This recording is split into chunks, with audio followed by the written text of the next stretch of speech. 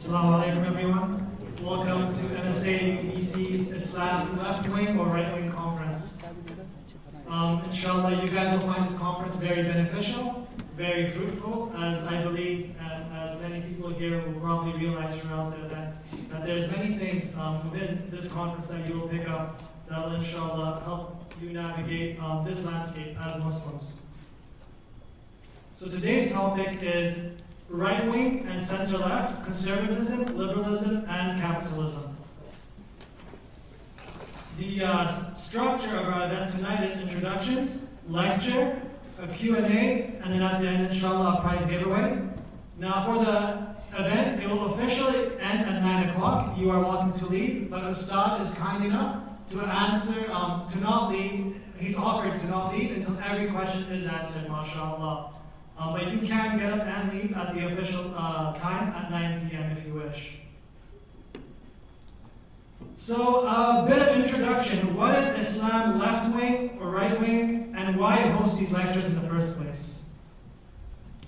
So, as Muslims growing up in the West, we are but we are distant from our tradition and the way that our tradition or our worldview deals with certain matters, especially that in the public affair. Muslims here, an average Muslim goes to school, goes to high school, gets fed secular education, goes to university, and continuously gets fed secular education. Even in something like science, you will be taught through a secular lens. And there's a paradigm that you are taught through, and you talk between a dichotomy of left wing and right wing. And generally, it falls between one of the two, or sometimes we're in a spectrum. What it is that after the Enlightenment, and Muslims don't realize it, but when God was not part of the equation, certain philosophies developed based off of materialistic, atheistic worldviews. Now, I'll let Ustad explain that significantly better than I, inshallah, as he is the one who has studied it significantly more. And of course, he is my personal teacher. So, now, when Muslims, they don't see it. So, for them, when you tell a Muslim, oh, like that's atheism, obviously, atheism is not compatible with Islam. But then an ethical worldview that has atheism or doesn't have God with its basis, they start absorbing these ethics or these worldviews, and they start trying to pigeonhole Islam, or trying to bait and switch Islam, as in they try to advocate for these positions. And they think Islam justifies one of these positions, while Islam in of itself is unique and is a way that we address these, social issues. And these worldviews are not compatible with Islam. And so, inshallah, through this, me and my brothers and mentee members, we kind of jokingly said that there's Islam Awareness Week, and we jokingly made this week Kufr Awareness Week, because Muslims can get aware of certain ideas they may have absorbed or ideas that may be around them, and be alert and to not absorb them, because the logical conclusion, if not the outright idea, is contradictory to our deen. So inshallah, these 5 days will be very beneficial for all of you. And Ustad Abdullah is, I would say, if you've studied political philosophy, if we have poli-sci majors here, or if we have philosophy majors here who have studied political philosophy, as he goes through the lectures, I think you will realize that he is far more than capable. I would say, because I have in general, I've been watching the Al-Andalusi for a while, I would say, in my opinion, I can't think of an English speaker who understands political philosophy and Islamic political fiqh better than Ustad. You're embarrassing me, brother. No, but this is the truth. I can't name another individual. So, alhamdulillah, we have someone top caliber here at NSA UBC to, inshallah, teach us and to answer all the questions that we may have. Okay, bismillah. Quran recitation. Abdullah.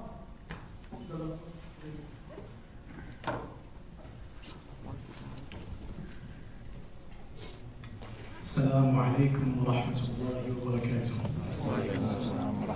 I recite a few verses from Surah Al-Jathi, inshallah ta'ala. أعوذ بالله من الشيطان الرجيم بسم الله الرحمن الرحيم ثم جعلناك على شريعة من الأمر فاتبعها ولا تتبع أهواء الذين لا يعلمون إنهم لن يغنوا عنك من الله شيئا وإن الظالمين بعضهم أولياء بعض والله ولي المتقين هذا بصائر للناس وهدى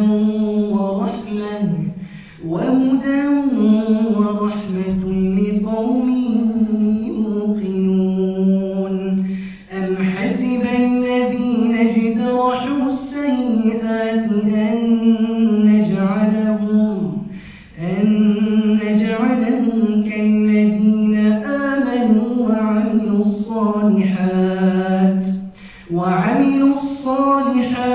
سواء محياهم ومماتهم ساء ما يحكمون وخلق الله السماوات والأرض بالحق ولتجزى كل نفس بما كسبت وهم لا يظلمون أفرأيت من اتخذ إلهه هواه وأضله الله على علم وختم على سمعه وقلبه وجعل على بصره غشاوة فمن يهديه من بعد الله أفلا تذكرون. Starting from verse 18 of Surah Al-Jatiyah, Allah subhanahu wa ta'ala says, now we have sent you, O prophets, on a clear way of faith. So follow it and do not follow the desires of those who do not know the truth. They certainly can be of no benefit to you against Allah subhanahu wa ta'ala whatsoever. Surely the wrongdoers are patrons of each other, whereas Allah subhanahu wa ta'ala is the patron of the righteous. And this Quran is an insight for humanity, a guide and a mercy for people of sure faith. Or do those who commit evil deeds simply think that we will make them equal in their life and after their death? To those who believe and do good, how long is their judgment? For Allah subhanahu wa ta'ala created the heavens and the earth for a purpose, so that every soul may be paid back for what it had committed, and none will be wronged. Have you seen, O prophets, those who have taken their own desires as their God? And so Allah subhanahu wa ta'ala left them to stray knowingly, sealed their hearing and their hearts, and placed a cover on their sight. Who then can guide them after Allah subhanahu wa ta'ala? Will you all then not be mindful?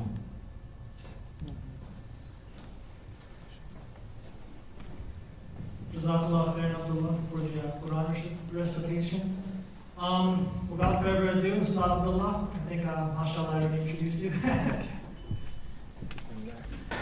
Bismillah ar-Rahman ar-Rahim. Alhamdulillahi Rabbil Alameen. As-salatu was-salam Nabi Kareem Muhammad wa ali tayyibin wa sahbi salihin. Assalamu alaikum wa rahmatullahi wa barakatuh. It's good to be back in UBC.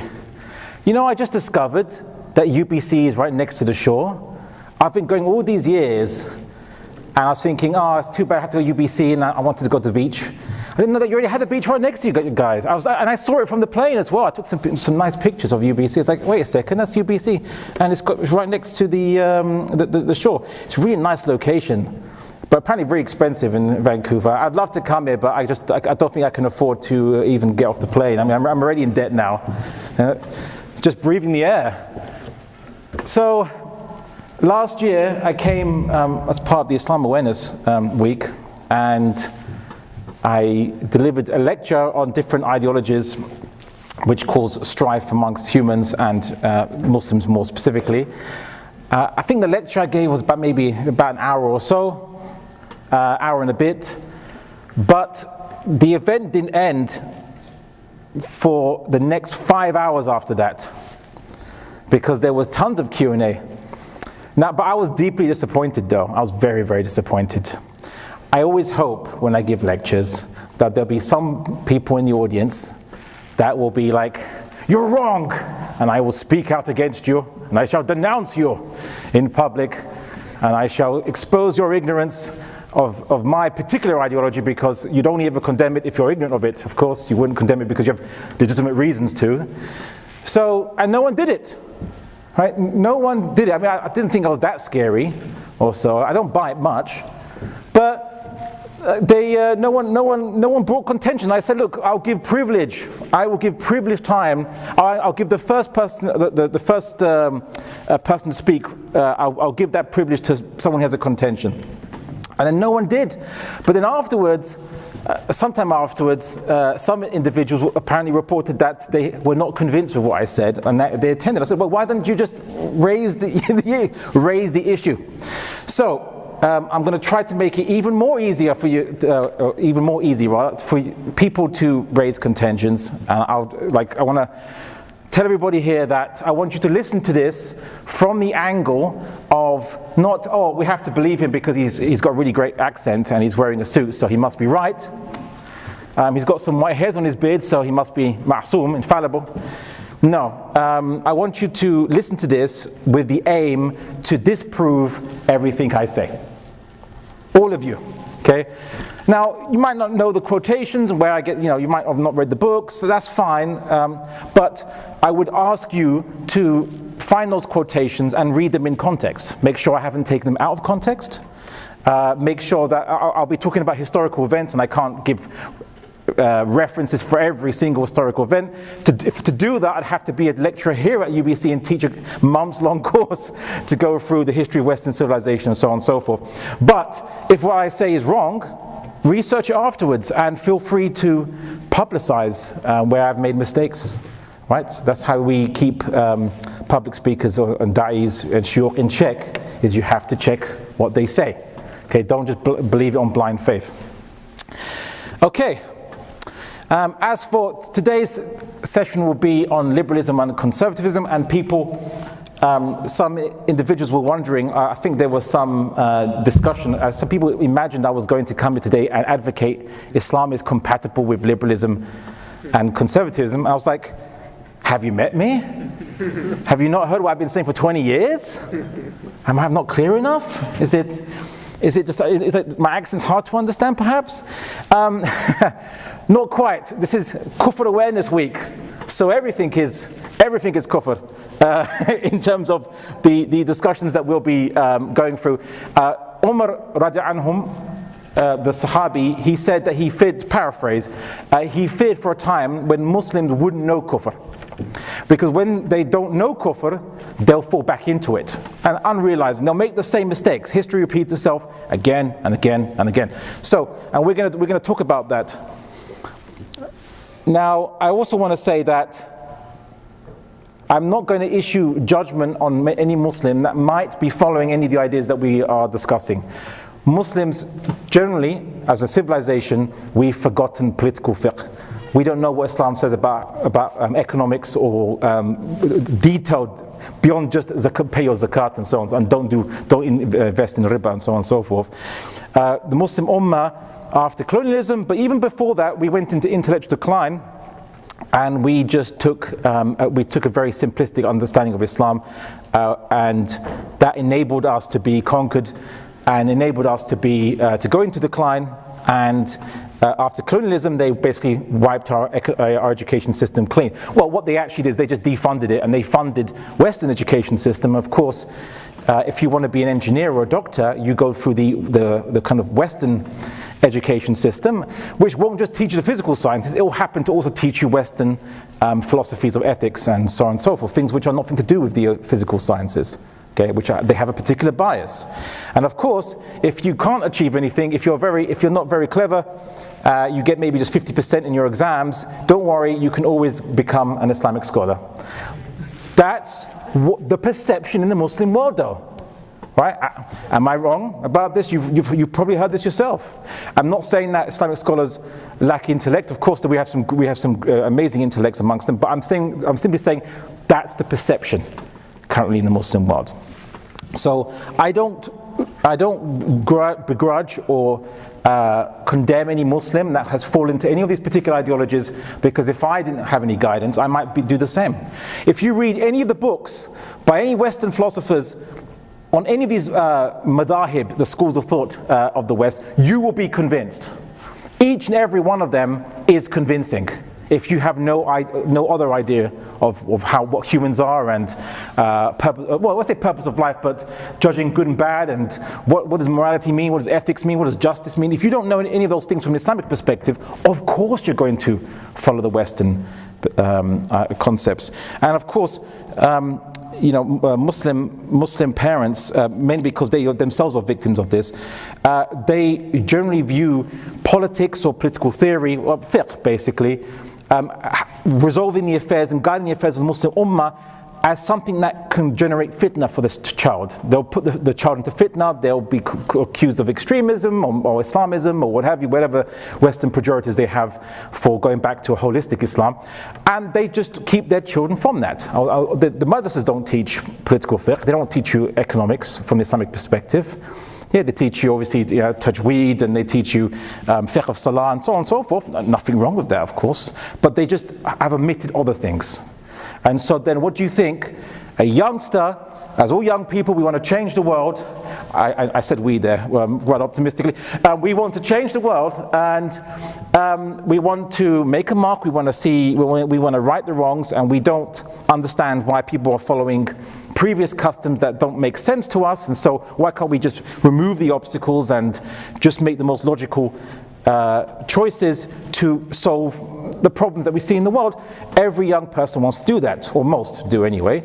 And if you don't give them the Islamic perspective, that empty lacuna will be filled with something that will, and it won't be on guidance. So I don't judge any Muslim here who may adopt any particular ideology.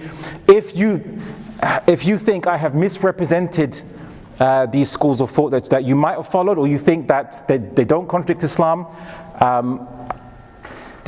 I'll create a safe space. I welcome you to mention it. I've never ever condemned anyone for raising contentions. In fact, heck, do it as devil's advocate if you like. Just do it for the sake of just challenging. Because you learn more by challenging than you do by blindly following and accepting. So anyway, that's my preamble done. Let's get started. And with a question that, notice this is not the wrong lecture. It's like, well, isn't it about capitalism? What are you talking about Christianity for? I'm going to ask the audience a question. Why does Christianity seem so different from Judaism, right? Abrahamic religion. Judaism doesn't have the idea of original sin. Judaism doesn't have the idea that you have to be taken over by a Holy Spirit to make you good. Judaism doesn't have the idea that the blood sacrifice of a human being is required to pay for your sins. Neither does Islam. Islam and Judaism seem to be quite similar. But what happened with Christianity? Where did these ideas come from? Anyone have any ideas? Sorry, put your hand up so I can know. Did you make that comment? Sorry. The Roman Empire before them. What about the Roman Empire? The pagans believed of the Roman Empire because they want to unify the people under them, so they kind of had to merge the beliefs into this new religion that was pretty popular. You're saying that the Roman Empire wanted to merge the beliefs of the people under them and that's why, not quite. Brother there in the grey top or the black top. There was various councils that they've held regarding their faith, had lots of divergences, and that was the biggest thing. So they did at one point go truly monotheistic or monotheistic, what they call non-Trinity. But they moved away from that after the Council of Nicaea. So after the Council of Nicaea, they diverged. Chalcedon, but yes. No, because that was already hundreds of years later after early Christians. Something happened. What happened to the Christians in the Roman Empire? So I'll go just to this side for one sec. Brother there, the leather jacket. The Catholic Church chose certain particular texts to canonize and kind of burn the rest. So the Bible used to be a category of literature like Pon Biblion, and a lot of those works that were preserved were just Pauline theology. And Paul kind of changed a lot of the core teachings of the original message. Saul of Tarsus changed a lot of the original message, otherwise called was Saint Paul. Why do you think Saint Paul changed or added to, did bid'ah, all right, added to doctrines that had not previously existed in early Christian communities in the Church of Jerusalem, basically in the Middle East? I'm going to move over to this side now. I'm going to resist the urge to call it right wing or left wing, or it would be your left wing and my, yeah, but okay. Anyone on this side? I hear someone. No? You put your hand up, and if you know. Why did Paul change Christianity, or introduce these ideas? Right? No one on this side. Oh, sister.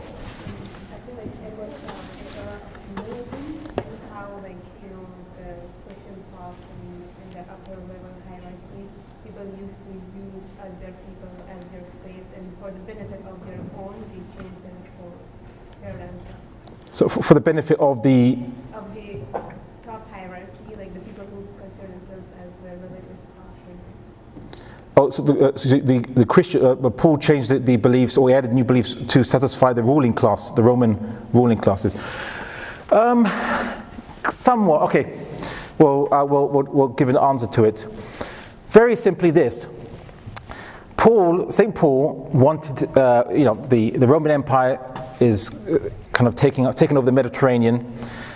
Jews are a minority, and you have this religion that's very alien to the Romans, generally speaking. Abrahamic religions that it's monotheistic, but monotheism can sell because the idea of one God behind everything somehow makes more sense than a chaotic cacophony of different gods, so arguing and bickering and having human qualities and limitations.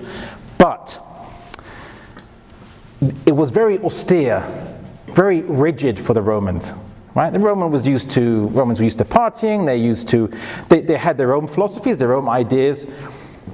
St. Paul made Christianity relevant for his time to the Romans, because, and we see this because he gets summoned to the Church of Jerusalem, which was the first church, you could say the first Jama'ah, and he gets questioned, saying, Paul, we hear these disturbing rumors that you've been changing Christianity or changing the beliefs to sell Christianity to the Gentiles.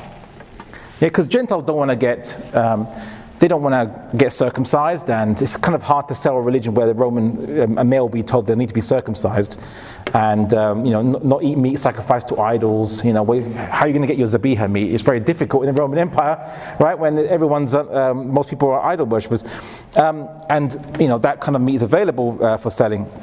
So St. Paul says, this is all lies. I'm not introducing any new reforms or changes. No. But do we have to make the Gentiles, be circumcised? Do we have to make the Gentiles follow the exact laws of Moses? Because it's a bit too difficult. It's a bit rigid for them. And so he was told, okay, well, will have a reduced law system for the Gentiles. They are not allowed to eat meat that's dead, still living, I suppose, where it has blood in it. They're not allowed to eat meat that's sacrificed to idols, not to engage in sexual propriety, and so on, so on, and so forth. So they had a reduced law system for them. But then later on, St. Paul says in his epistles or letters that actually it's not really an issue to eat meat sacrificed to idols or to eat meat that still has blood in it, right, which is obviously not halal, right? Because what matters is that faith is in the heart, right? Does that sound familiar to you guys? Have you heard that before? Oh, that's weird. Why does that sound so familiar? Because he was trying to sell a product, which was Christianity, and you can't sell Christianity which resembles more Judaism to Romans. So you sell something that's a bit more relaxed, right? And of course the Romans Stoic philosophy was quite popular. Stoic philosophy was the idea that you could self-discipline yourself. Also it was a little bit Zen, so that you can go with the flow, you could say, with the universe. You flow with the universe, you just accept what happens to you, very fatalist almost, rather than have expectations and be disappointed. So Stoicism. Well, St. Paul says, well, you know what, why don't you be join Christianity? And I say, well, what's in it for us? And St. Paul will say, well, as a Stoic, you can't really discipline yourself 100%. Right? You'll never be successful. But you know what can work? The Holy Spirit will come in you and will change your nature and make you the disciplined individual you want to be. Yeah? So he's selling it. He's selling it based on the values of what the Romans agreed with or believed in. And of course the Trinity concept very much resembles Middle Neoplatonism, right? The idea of a monad and a logos and so on and so forth, which is like three different things. As part of this creating force is more than just a coincidence. So why am I using this example? Why am I using this example? Well, if St. Paul changed Christianity to be relevant, and he was successful, right? He was actually, because of now, the Romans adopted Christianity to become, Catholics and so on and so forth. It was successful. But he had compromised so much of the teachings of Jesus, it needed a new prophet to come to mankind to correct all the corruptions that he introduced. Yeah. So it was successful. If you want to water down Islam, to sell Islam to the West, many Westerners will love that. Will love a Western liberal or socialist or Marxist or conservative Islam. Yeah, they'll love that, whichever particular school of thought they are following. They'll love that if you present it to them. You say, oh, we just believe what you believe. Yeah, and they might adopt it, or as one non-Muslim I heard say, what's the point of the Quran if all it does is just justify whatever everyone is doing in any particular time period? Yeah, because that non-Muslim guy, he understood that it didn't make sense. Like, why would the Quran just say the status quo, rubber stamp, or whatever particular ideology you follow, rubber stamp? Well, then God doesn't have anything to say then, because it's just whatever humans are doing anyway, right? So the desire to change one's religion or belief system to match a society governed by a more powerful civilization at that particular point in time is nothing new. It's been happening for a long time. And in fact, many Jews had changed or introduced philosophical ideas, like the Essenes, were influenced by Hellenic culture, by Greco and Roman culture, and they too were doing this even before the Christians came around. There were some Jews who were changing to adapt to this kind of dominant civilization. So again, nothing new under the sun.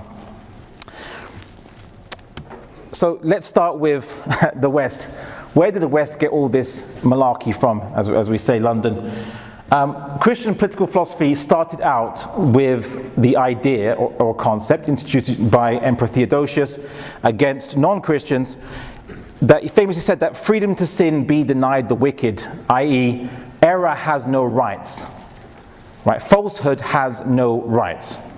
You might say, well, that makes kind of sense. Well, it does, but if he believes, and Christians after him believe, that anyone who denies the Trinity doesn't have a right to deny the Trinity, because denying the Trinity is falsehood, then you kind of see the problem with that. And of course, Christians had so many differences of opinion concerning their aqidah, their beliefs, their core beliefs, later on, that this would become a major problem, and it did. But surprisingly, it wasn't necessarily between the Catholics and the Protestants who were kind of changing or introducing different interpretations of Christianity. It was actually between Protestants themselves. Protestants started to kill each other, fight each other, because they said the other Christian there, he's on the wrong aqidah. Okay, he's on the wrong aqidah. You know, he's an Ashari, I'm an Athari. Oh, sorry, I meant I'm a Lutheran and he's a Calvinist. And, you know, you have to kill him because, you know, or torture them, because by torturing them to the right Aqidah, you're saving their soul. Okay, or killing them stops them from spreading their falsehood, right, to other Christians and damning them to perdition.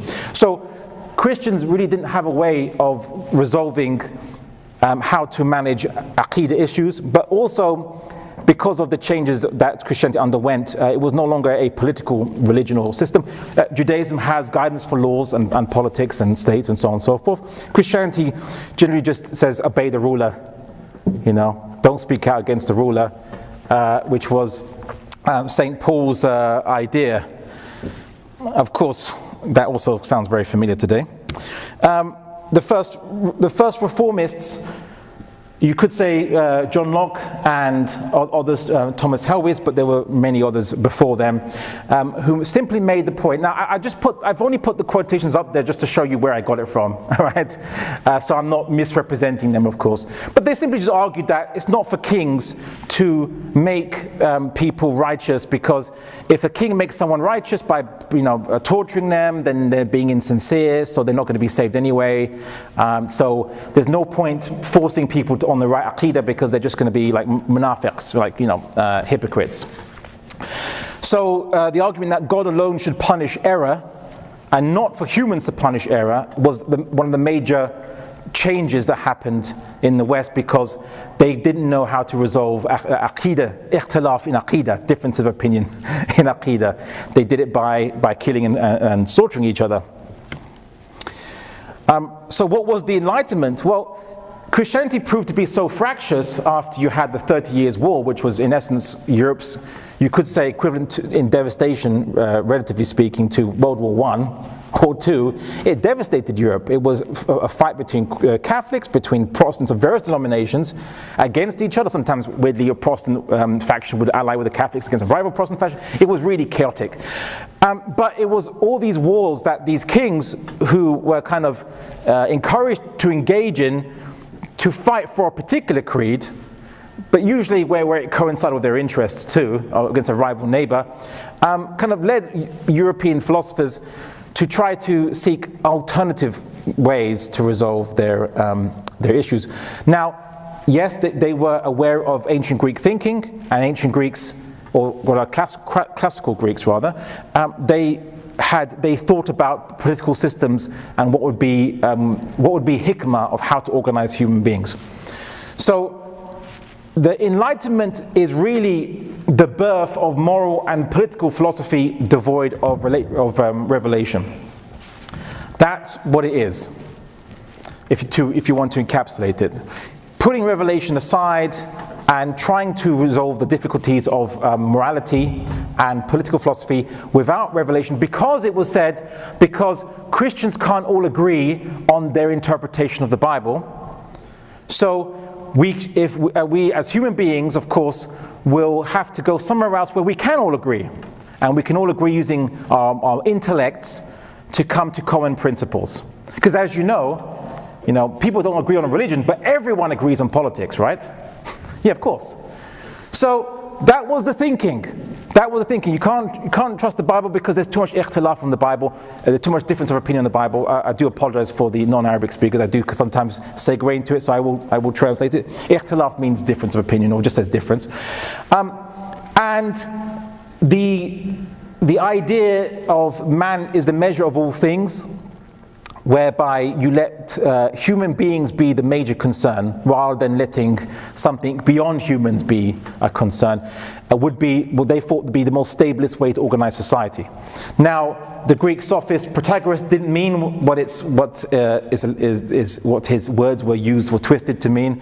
He was more like a relativist, basically that what is good and bad is purely your taste, purely what you want to do. Right? He was more a relativist, but it was his words were taken and kind of applied through a different lens. Also, the biblical account of Isa alayhi salam, or Jesus, with give unto Caesar what is Caesar's, unto God what is God's, was twisted to give it a secular spin. Beforehand, it wasn't a secular kind of phrase, because give unto Caesar what is Caesar's, and give unto God what is God's. What does God own? Everything, right? Yeah, it was a very clever turn of phrase by, allegedly by Jesus in the Bible. But then you see Thomas Hobbes comes later and starts to reinterpret it to say, oh, he was kind of talking about secularism, that there's a separation between God and the state. It's like, no, that's not what Jesus would have been saying if he did say that. Okay, so they determined a new basis for good and bad, and they didn't want to refer to divine law. Many of these were Christians, by the way. John Locke was devout Christian, wasn't an atheist. Right? In fact, he was rather intolerant of atheists. But he wanted to make a way that using the intellect to derive the natural law for human beings from observing nature. Yes, natural law. Hugo Grotius actually was the one who is accredited with being the most seminal thinker, the first of the most seminal thinkers on natural law, because he was trying to deal with international law, right? And internationally, people don't agree on the same religious books and morals and ideas, so he was trying to come with a universal set of laws that everyone can agree on.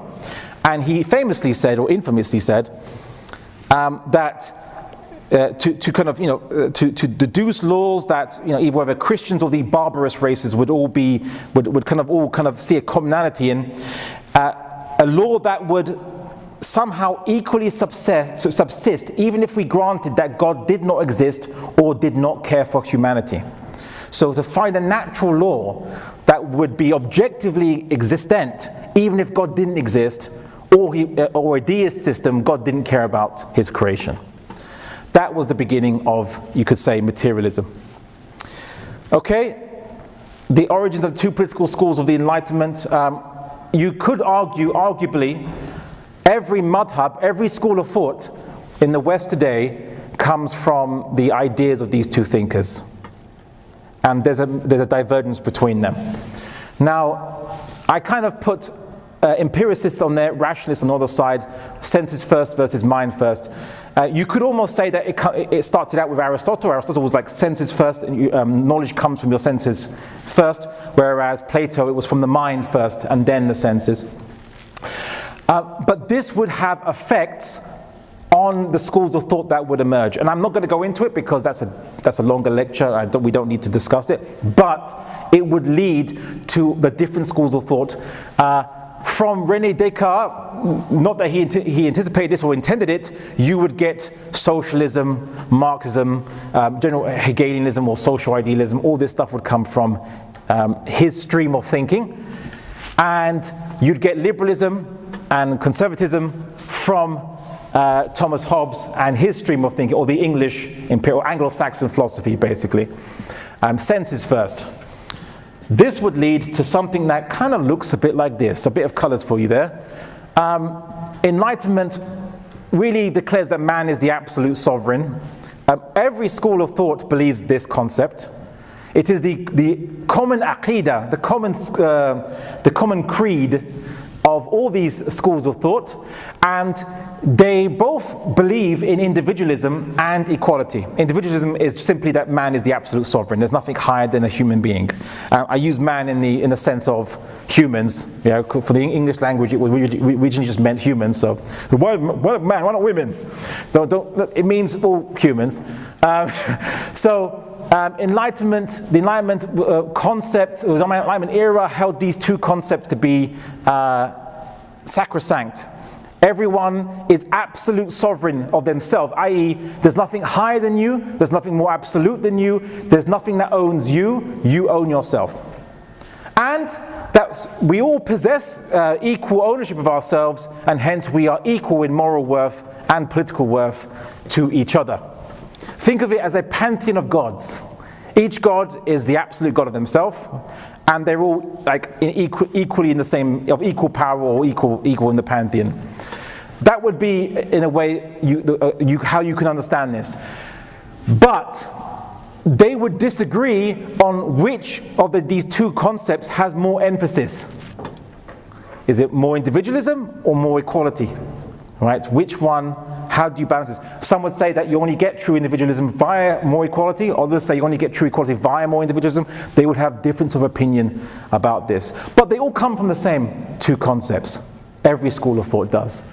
Now, tomorrow, after tomorrow and so on, we're going to discuss what's on the, I should have put it on the left-hand side, but okay, what's on the right of that graph, socialism, social democracy, Marxism, neo-Marxism. But we will discuss here today liberalism and conservatism and how these emerge from these concepts. Social liberalism as well. Libertarianism is just really kind of like it's kind of more akin to classical liberalism, although it was never really it's never really been fully implemented. But they are absolute individualists. Although technically speaking, you could say the most absolute of all individualists are anarchists. But then again, you also have communists who are, communism aims at a type of anarchy, and so is really confusing. But yes, that's what we're going to discuss today, these two schools of thought. Just as an interesting idea, the concept that males and females were equal actually comes from the Cartesian stream of thinking, because the English empiricists thought that, women don't seem to be so intelligent compared to men, so therefore, by our empirical observations, i.e. speculations, that males are more intelligent than females. But that's because they didn't educate women, didn't have education systems for women, or rather, women weren't given kind of patronage to be educated, and only maybe upper classes. So they made false assumptions, but the Cartesians made the argument that all human minds transcend the body. The mind-body duality, the mind and the body are like separate. So every human being has a mind that transcends the body, and if your mind transcends the body, then it doesn't matter what the body is, right? But that means that everyone's equal, because you all have an equal mind. Okay, that would be their argument. Of course, we'd say, well, what do you mean by equal mind exactly? You mean more intelligent? Because humans differ in intelligence, just across the spectrum of it, regardless of gender or whatever. Just within the same gender and within the same ethnicity, within the same set of tastes and preferences, you have people of different intelligences. So where are you getting this idea from? And of course, you could say that we have hormones that certainly do affect our thinking. The brothers here will know what I'm talking about. So. Is there really a mind-body duality? Well, we're not going to discuss that today, but this is, you could say, the first feminist was François Poulin de la Barre, who came up with that. But we're not going to discuss that. That's going to be in about 2 days. 2 days from now, we'll discuss that more in depth. Okay. Anglo-Saxon liberalism, so we're going to really get into liberalism properly. Liberalism is simply the application of the idea that individual humans are owners of themselves, and it starts its political thinking from that basis. You don't need to talk about equality so much with liberalism, because if everyone's treated as an individual, then of course they're going to be equal. As in, of course the law will treat them equally, because everyone's equally an individual. But liberalism doesn't expect people to have the same outcomes, because the empiricists believe that humans were different. So, but as long as you don't treat them differently according to law, let their natural propensities arise as they may. The liberalism believes the good is respecting someone's sovereignty over themselves. And the bad is not respecting someone's sovereignty over themselves. Pretty simple. It's not only liberals that believe this, of course, but pretty much all the schools of thought believe this in some way, shape, or form. But they have difference of opinion as to how the state can transgress against you to make you respect people's sovereignty. And what does it mean to respect people's sovereignty? Does it mean like you don't physically harm them, or you don't say a word they might not like? You know, what is respecting people's sovereignty? There's going to be difference of opinion about this. So a liberal would consider all political systems that do not base themselves on individualism as extremist and oppressive. It's their pejorative of choice. And of course, you might think that this might not have any implications for theology, but does anyone know why they call liberalism secular liberalism? Why not just call it liberalism? Why do you have to add the word secular at the very beginning of it? Does anyone know why? Why it's called secular liberalism, not just liberalism? No? To highlight the fact that there's no God to be sovereign over the individual, to emphasize that? To emphasize that there's no God of the individual? Not quite. Anyone else? Does anyone know? No? Stumped? Brother? Sorry? Freedom without any religion. Well, no, because liberalism wouldn't say that you have to remove religion from society, because religion can be enjoyed as a personal taste. Right? So they don't mind. They'll treat it as a personal taste, simply. Do you like kayaking or snowboarding? Your taste. So it's because there's something called religious liberalism, right, which is the twin of secular liberalism. Because if humans are absolutely sovereign over themselves in this life, then that must be because that's how it should be. But if that's how it should be, then how can God punish you for making sovereign choices over yourself if you own yourself? That would make God unjust to punish you for not praying to him enough or what have you. So religious liberalism, they're the ones that would say that, those who go to hell, those are just murderers and rapists and so on, not those who didn't pray or those who didn't honor their parents or those who didn't give enough charity or whatever, right? Why? Because liberalism created an idea of good and bad. Yeah? Religious liberalism simply says that God also adopts this good and bad measure. So they believe that hell. They think believing that hell is eternal is bad because you do finite sin. So how are you given infinite punishment, quote unquote? I addressed this. I have an article on this online. I'm not going to address it right now. You can wait for the Q&A. But they adopted their theological implications. So if you meet a liberal Christian, a liberal Jew, a liberal Muslim in politics, you do not be surprised if their theological opinions about God are also liberal as well, because the two go hand in hand. Okay, John Locke, you could argue, created four key doctrines of the, or soul, of the Enlightenment of liberalism, to be more specifically. The supreme sovereignty of man, we've already discussed this. Man's property precedes any social contract of government, i.e. the government has to respect your property. So, because property came first before government, that's simply what he's saying. And of course, the socialists and others would disagree with that. They would. They obviously government came afterwards, but they have a different angle they approach that with. They believe that there's a necessity of limited government to protect and establish man's sovereignty. So they believe that government is necessary. An anarchist wouldn't, but liberals believe that it is necessary to protect your sovereignty against other human beings. And of course, the fourth principle, the transfer of man's sovereignty to government. Basically, you vote and the government then gets into power and can then tell you what to do because you voted for them. What it means is that you've transferred your sovereignty, a delegated sovereignty to them to rule on your behalf. Yeah, that's why they call themselves your representatives. And then they do whatever they want after the election. Okay, so here's a quotation from John Locke, just simply saying about just reaffirming his perception that humans are the absolute lord of their own, of themselves and their possessions. equal to the greatest and subject to nobody. All being kings as much as he, every man his equal. So that's just reaffirming what I already mentioned. The idea that property precedes social contract of government. So John Locke admits that nature is common to all human beings, but you own yourself. You don't own things in nature. From the trees, the farms, and so on and so forth. And you might think, oh, is he turning socialist? No, because he'll say that when you mix yourself with nature, i.e. you work, that becomes your property. Because you've mixed yourself into the, so to speak, into nature, and so it's yours. And of course, your parents who mixed themselves into nature and got property, and of course, because it's their property, they can inherit it to whoever they want, and they want to inherit it to you. That's their choice.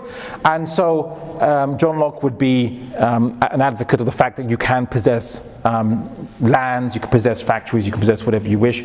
Socialists later would dispute that, and we'll discuss that in the next sessions. Government can't do whatever it wants to do, so it can't just decide to just kill you for fun, have the purge, or something like this. You know, the movie The Purge, you've kind of seen it, or what have you. Yeah, so the government can't just suddenly go crazy and do that, so it has to be limited to some extent, and that's basically, that I'm not going to go too much into that principle. And the fourth pillar is that when you elect the government, you are giving it permission to rule you and to charge you taxes, to take your property, but for a common good. So that's why the government always wants you to vote, even if you don't vote for the particular incumbents in government, because voting is bay'ah, is a pledge of allegiance. If no one voted, the government, I mean, I suppose it's obvious to say this, but the government would have no authority over you. So, food for thought. John Locke's definition of freedom. Freedom is not to do whatever you want to do. No. Freedom is simply to live in a government or state where the laws are known, and within the permissible, what is permissible, within the mubah, yeah, you can do whatever you want to do. And like, so as long as you obey the law, the police can't arrest you. You know, the leader can't just come out and say, I hate that person, he's got a funny hat, let's arrest him and put him in jail. They can't do that. Yeah, the leader can't say, you know, I want those bunch of people's money, those rich people, because I'm in debt, so let's put them into a hotel, torture them until they give me their money, or cut them up with a saw because they spoke against me. No, that would be a tyrannical government that would have absolute power, and then he'd argue, you're the slave of that kind of leader, because only a slave who's owned can be done wherever, can be disposed of any which way by the owner of them. Yeah, so John Locke was arguing that freedom only means that if you follow the laws, no one can touch you. That's what it means. Freedom within the law, basically. So a goldfish has freedom to go circle around the goldfish bowl, as long as it doesn't try to escape it. Okay. However, John Locke has a dark side, and the dark side is liberalism is intolerant. Right? It is intolerant. It is intolerant of anything that doesn't accept its paradigm or could transcend itself. So John Locke talks about, in essence, he's referring to the Catholics. He said that the problem with the Catholics, Catholic citizens, is that they have obedience to a pope. The pope could decide tomorrow for the Catholics to go against their government in any particular land, and so the Catholics can't be trusted. So therefore, they don't really deserve to be tolerated. Because they're not. You can't trust them, in essence. He also said the same about the Muslims as well, that we are obeying the Grand Mufti, who is under the control of the Caliph, and therefore Muslims do not deserve to be tolerated because you can't really trust them. They transcend the laws of the governmental state, and atheists as well. And right at the bottom there, he says atheists. You can't trust them because they'll swear to you to fulfill a promise, but swear to what? Right? So yeah, he was a rather intolerant individual. But he wasn't the only one. Even the Continentals, Jacques Rousseau was also rather intolerant. This is just a quotation. You don't have to read every single thing. I'll summarize it for you, but the slides will be available for everyone after, after these lectures. So this is just so you know where I got it from. I'm not just making things up or pulling it out of a hat or something. So he argued that the best type of religion would be a kind of civil religion, a religion where the citizens believe that every other person is not going to hell and is not, even if they have a different belief or a different set of ideas. But if you believe in a religion that believes that other people's lifestyle choices or their particular doctrines mean that in the hereafter they'll be punished, well, that's not very friendly, is it? So we're not going to be friendly to you, basically what Jacques Rousseau said, and that these people should be not tolerated. Sounds rather familiar, doesn't it? Some would say in the same countries he was saying this. It's still today they adopt this. So liberalism isn't tolerant. It never has been, never pretended to be.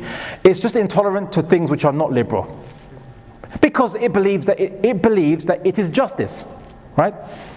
The materialist political theorist or political philosopher, whatever you want to call it, they believe that their ideas, their formulas are justice. So if you don't believe that, well, you're advocating injustice.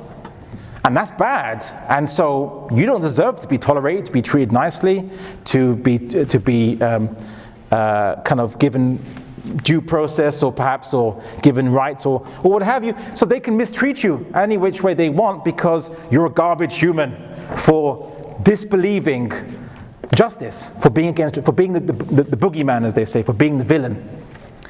But rather you just say, well, look, I'm not supporting injustice here. I just disagree that what you're saying, I don't think it is justice. And I say, well, you don't even say this because you support injustice. Because clearly my system, my way of life is justice, right? Even as Muslims, believing Islam is the truth, is justice. Not even we don't have this perception. Because how so? Because we know that humans are fallible creatures. They are ignorant, and they might not know what Islam says. They might not know its truth, and so they don't know any better. And our job is to give da'wah, is to invite them and make them understand what Islam says. Ibn Taymiyyah talks about this, that there are non-Muslims who might not go to hell because they didn't know what the truth was, and they were sincere people, but they just didn't understand it. They didn't know it. Maybe it was even conveyed to them, but they didn't understand how it was conveyed. Maybe it wasn't conveyed in the best way. Right? But to a materialist, there's only this life. There's no hereafter to redress wrongs, right? So if that's the case, then they won't let any perception of misjustice escape. Any of their perception of misjustice. So everyone must be punished here, right? And that's why materialism has led to some great, some rather massacres and rather nasty things as people try to square the circle in this life with their formulas. And not just liberals, every ideology you want to pick, for the most part, that has been implemented basically. Social liberalism. Liberalism becomes a full religion. Social liberalism realized it had problems. It gave rights and it gave freedoms, but you see, you had factory workers who were being exploited by their bosses. You had people that had no choice but to work in these bad conditions. You had people who didn't have voting rights and didn't have a number of things, didn't have obviously any kind of welfare, didn't have guarantee of food. So implementing pure liberalism is really is irresponsible to the weak.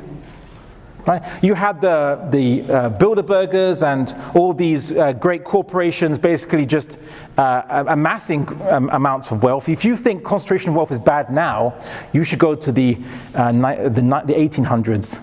Yeah, concentration of wealth to the 1% was 80%. They had to institute antitrust laws. And do you know who instituted that? Social liberals. Because old liberalism couldn't implement antitrust laws. Antitrust laws are restrictions on people's property. Why would a liberal do that? Yeah, as long as you're not stealing from people, then you should be allowed to do what you want with your property. No one can come and take it. If you had a contract with somebody and you didn't honor that contract, let's say you have to work for an employer, let's say 40 hours a week, and you were feeling unwell or you wanted to change jobs, but you had contracted to work for 6 months under the old liberalism, they'd say, well, you consented to sign that contract, so you will work those 6 months. If not, you will go to prison, where you would do hard labor. Right? Social liberalism came along and said, oh, maybe we shouldn't do that. Right? So modern day liberalism is actually social liberalism. Old liberalism, liberalism 1.0 failed 100 years ago, was replaced. So today's liberalism is social liberalism, which we saw you could say it was a reaction to the rise of socialists too, as well, but liberals were persuaded that you can treat everyone under the law equally, but what about equal opportunity? Okay, because they believe the individual, yeah, everyone's an individual, that's great, but maybe give everybody the opportunity to excel. Maybe the state should do that. Yeah? If they want to be lazy, that's fine, then let them be lazy and be poor, right? But if they want to be industrious, what can we do to at least try to give some opportunity for a person to be industrious, and so on? And they believe that if everyone was industrious, it would lead to the hidden hand of the economy. Would mean everyone would be lifted up by people's industry. So still believing in old liberal principles, but adapting it to the weaknesses of the previous liberalism. In the UK, Thomas Hill Green was. He's the one you can thank or blame for the idea that the government should consider individuals' self-fulfillment or the full realization of the individual. So he was following Hegel. I'm not going to go too much in detail because I go on segues, so I won't do that. But the idea that the individual needs to flourish and needs to realize themselves. This is, in the UK, Thomas Hill Green is one of the major, not the only one, but one of the major influences. This is why cocaine is prohibited in the West, right? Because you think, if you want to consent to take cocaine, why does liberalism stop you? It's your choice, right? Your body, your choice. Yeah? Why does liberalism, I was going to say cannabis, but maybe not in Canada. So in England it's still prohibited. Why? Because the argument was that when you take crack cocaine, you make yourself dependent on the cocaine. The cocaine actually affects you. It's not simply just a recreational, just a recreational drug. It makes you dependent on it, and then you get reduced to poverty. You become a slave to it. And so, in order to protect you from being a slave, your individualism being a slave to something else, that something else will be banned. Right? And they were going to do the same to alcohol. But it wasn't going to work because Americans need to drink, and in England the temperance movement, they tried. They never experimented because obviously in America they actually did experiment, and they had the era of prohibition. But the temperance movement in England tried it, but they never even got implemented at all whatsoever. Because if the one thing that English people do is they drink a lot after work. So binge drinking is an English tradition. But they were going to. Right? They were going to. So that's why you see this inconsistency that cocaine is banned, but alcohol isn't. Mainly because they couldn't get people to abide by the ban. But in principle, they would agree that you have to ban it because they don't want humans to be enslaved to something external to themselves. That was social liberalism. The social liberalism is what I suppose you have to thank for what you might call the success of like the civil rights movement in America. In the South, they made an argument which is separate but equal. Okay, whites and blacks will be treated separate. Would be under the same equal laws. They would just be kept apart from each other. Okay, so surely if you're a shop owner and the shop belongs to you, the Southerners would argue that then you get to decide who goes in your shop. That was a version 1.0 liberalism argument. Social liberalism comes in and says, that denies equal opportunity to everybody, and so we have to ban that. We have to implement positive discrimination. We call that in the UK we call it positive discrimination, but whereby you need to force these individuals to comply to create equal opportunity, basically. But here's something else, right? They inadvertently created a new type of intolerance. Not with civil rights, but with free speech, or you might call free speech. Yeah, kind of John Stuart Mill, who's a utilitarian, he made an argument. He said that society imposes a limitation on people's speech and ideas, expression of speech, worse than governments can. Okay, because a government can only ban you, a policeman can only punish you if they hear you saying, some speech that is wrong. But society's everywhere, right?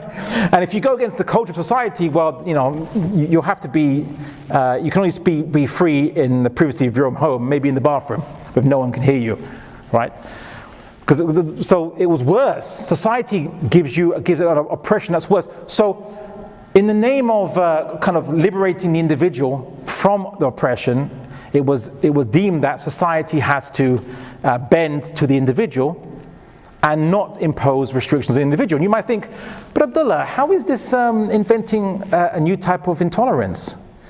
Well, you see, if you express that you disagree with someone's lifestyle choices, let's just say you think that them putting pineapples on their pizza is a heresy, and that these individuals are reprobates that don't deserve to even breathe the air of this earth, well, you're imposing a social stigma on such individuals. Misguided they may be, but who are you to make a society intolerant for themselves? So, in the name of tolerance, you have to shut up, right? You have to be quiet, otherwise you get the consequences. But the issue is that you've replaced in the name of tolerance, you will create a new type of intolerance. Because who decides which speech is more deserving than, or which opinion is more important than others?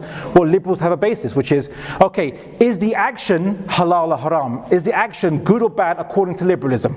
If it says it's good, then people can't make any opinions in public that might dissuade the person through peer pressure from doing that.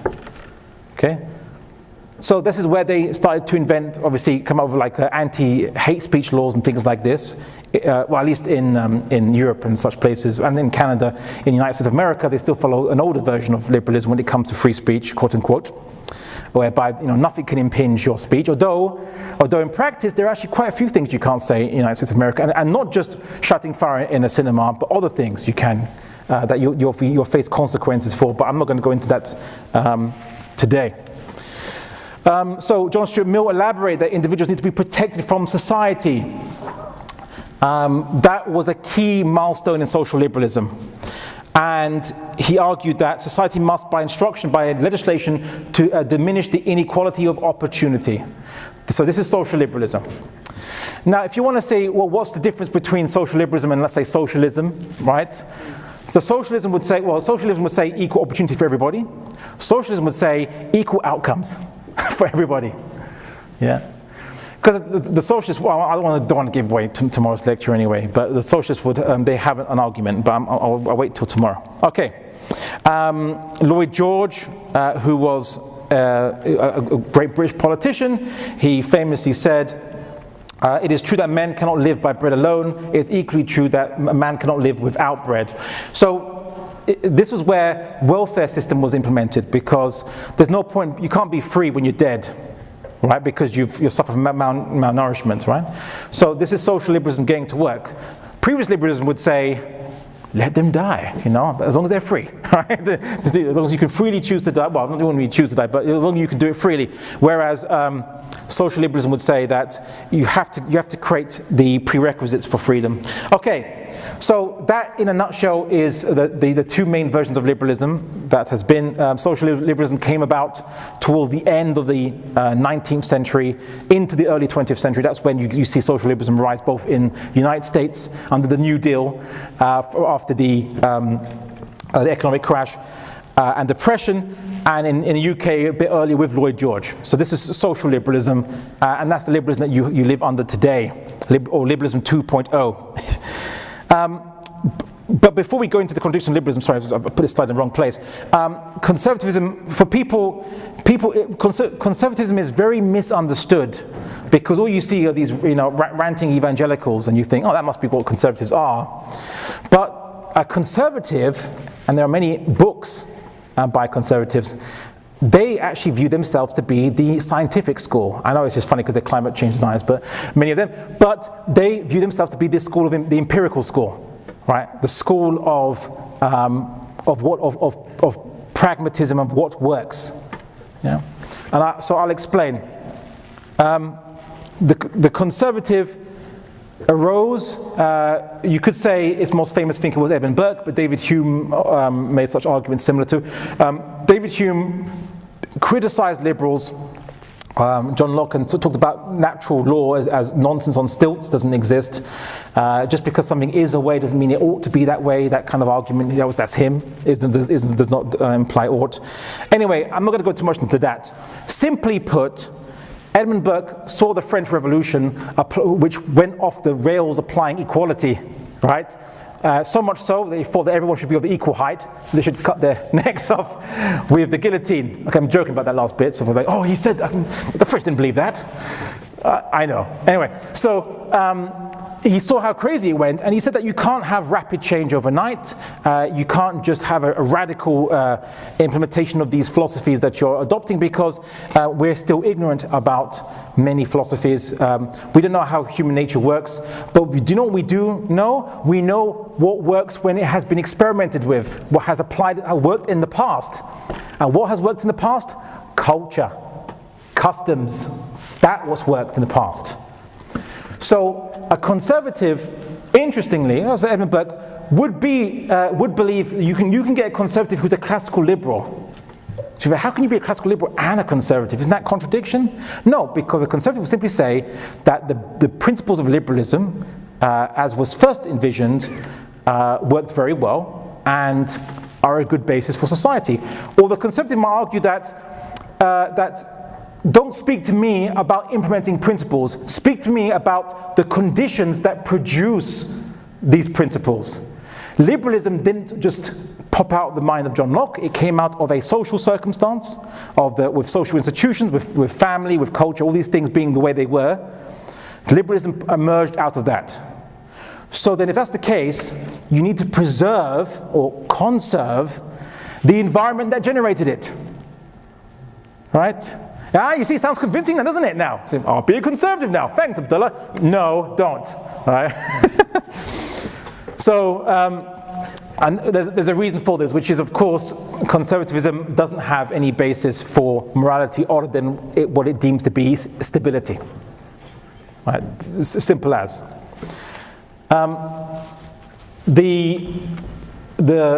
Interestingly enough, the conservative Enlightenment thinkers, many of the Enlightenment thinkers, the founding fathers of the United States of America, all rejected democracy. They thought democracy was crazy. Democracy meaning that the people actually make the laws, because that's real democracy. That's actually what democracy is, right? No, we can't have that. It's crazy. You can't let the people decide what the laws are. Have everyone equal making the laws? No, that's too much equality there. So they argued for a mixed system. Otherwise, you can call it a republic or a type of republican system whereby the government represents you. But they are your betters and they will make decisions for you on your behalf. Obviously, they never met Donald Trump. But, so we see, obviously, David Hume talking about that you can't trust reason because reason, your intellect is a slave to your nafs, to your passions. So people just reason what they want to reason, and you can't generate a universal system from your intellect. It doesn't work. Everyone's got is biased and so on and so forth. That if there's a clash between freedom and authority, go with authority. Why? Because your freedom means nothing if there's no state to guarantee it. So then what's more important then? The state, right? Yeah. So that's basically I'm trying to give it in a nutshell because I don't want to dwell too much on it. But the conservative will talk about traditional roles. They'll talk about traditional gender roles, traditional family. Why? Not because they necessarily are Christian per se, but merely because it worked in the past. The conservative always talks about Western civilization because they'll say, yeah, Western civilization, it went around the world, it colonized and so on and so forth, but that's because it was strong. And it was only strong because it had these social institutions there, right? So the conservative would say, I know that colonialism was bad. Some might not say that, but they'll generally say, okay, maybe you don't like it, but you see, we have a choice. Either we have a weak West which can be colonized by foreign power, or we have a strong West that we can, at least be guilty over what it does. I prefer the latter, right? That's how the conservative will look at it. Very pragmatic in their perception. Better to be the oppressor than the oppressed. Although they would say that they wouldn't necessarily oppress. But anyway, you'll find Lord Cromer, who was a kind of colonial official in Egypt for the British, he was talking about the emancipation of women in Egypt. Yeah, like, we have to, he talked about that if you emancipate the women, that's how you'll get the Egyptians to imbibe Western civilization the most. You target the women first. Yeah, because you tell the women, hey, I'll teach you these ideas and we'll give you more power and won't you enjoy this? Great. Okay, and then eventually the women will influence the men in that society. Yet, Lord Cromer was against women voting in the UK. What's that about? Was he a hypocrite? Well, maybe he probably was, but he was a conservative. Why? Because from his perspective, Egyptian culture was inferior, right? It produced a backward civilization, evidenced by the fact that the British were conquering it. Yeah? So it doesn't deserve to be preserved. Egyptian culture or traditional culture doesn't deserve to be preserved, so it can be changed. So he's liberal when it comes to the Egyptians, but he's conservative when it comes to the British. That's how you get this dichotomy. The conservative would say, no, my principles are quite consistent actually. You see? So that's how conservatives generally think. Why conservatives would be anti-vaccine, why they're anti-climate change. Very simple, it's because they view these things as means for the government to encroach upon the freedoms and rights of the individual. Okay? If the government can give you mandatory vaccinations, that means that you're giving, the government has the power. You live in a state where the government, if it wants to, can stab you in the arm with a needle against your will, right? For an individualist, that's a nightmare scenario. Climate change, that's used as an excuse, they'll say, for the government to basically give us more taxes that is unjustifiable, take our property or limit our industries. Yeah, again, they view that as injustice. That's why they fight those things. Right? And of course, the schools of thought in the West are very, very weird and funny. The Democrats, right? The Democrats meant to be the party of the people, yes? In America, in the United States of America. But during the Civil War, of course, well, just prior to anyway, the Republicans were for full abolition of slavery, and the Democrats were against it. The Democrats were against the abolition of slavery. Why is that? Well, simply because the average working man, white man, owns farms. And if you have a farm, you're independent. You make your own food, you make your own clothing, if you have sheep and things like that. You make your own stuff. You are independent. You don't have to go to a shop or sell your services. You grow your stuff from the ground. Very independent. Of course, you might need some help without their consent. And so the Democrat was like, well, we're going to support the farmers against the government. Whereas the Republicans, they were like, well, if we believe in the principles of freedom for every individual, and of course black people are individual humans like us, then surely we'll just be consistent with the principles we apply to everybody, right? In the southern states. So that's why you'd see these quirks of history. They have an internal logic to the schools of thought in the West. When I say internal logic, it doesn't make sense. It's completely irrational, but within the principles these weird principles they've adopted, it has its own weird logic among itself. They apply it as they see it fulfills the logic. Edmund Burke argued that the nature of civil society is greater than the individual. It's quite interesting that individualists, like conservatives, talk about those things which are greater than the individual, which hence must be preserved against individual freedom. So you get these kinds of things whereby in the name of preserving the individual, you need to preserve the social institutions that guarantee the individual's freedom. And therefore, then, the social institutions are more important, at least in priority-wise, than the individual. That's how the conservatives would argue. Okay, Edmund Burke argued it cautioned making changes in politics, so be very careful when you make any changes because you could upset a delicate ecosystem, in essence. That's why conservatives, well, I'll say they don't like making laws, but they tend to make a lot of laws, usually laws to keep people out and to keep industries in.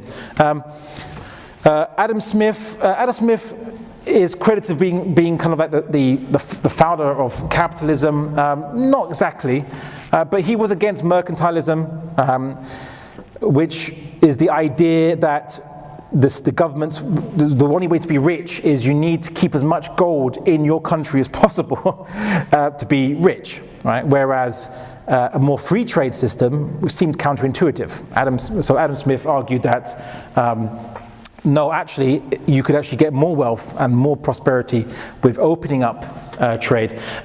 He actually argued for neocolonialism. He argued that colonialism costs too much money. You have to get your troops to occupy other people's countries, and you have to pay their upkeep. Yeah, that's a lot of money. Why don't you get the natives to rule themselves with your own system? So they're applying the system that you want them to, but the rulers look like the natives, and you get all the kickbacks from a system that you set up and contracts that you initiated during the occupation, and they'll have to continue honoring those obligations, usually debt obligations afterwards, and then you can just get money without having to put your troops there. Win-win. Right? So Adam Smith made such arguments. He also argued that slavery wasn't cost effective because laborers don't work as hard as if they are incentivized by profit. Right? So that was, you can thank or blame Adam Smith for all these ideas. Yeah, he was kind of, you could say, one of the first to talk about, use the word liberal, I suppose, in a more modern sense. It's liberal meaning an open system, or in its kind of more original, in Latin, it means generosity. So the government is being generous by allowing these corporations and individuals to do trade and so on and so forth. Okay. Conservative thinkers, modern thinkers, you might not know this individual, Michael Oakeshott, he wrote many tracts and books against the left-wing thinkers and others who argued that rationality can get you justice, and he basically refuted those things, or he made arguments against them. Quite a sophisticated thinker. Most people don't know about him, generally speaking, but if you want to do some reading, there you go. Roger Scruton, more of a recent individual, but also a giant of conservative thought, if you'd like to.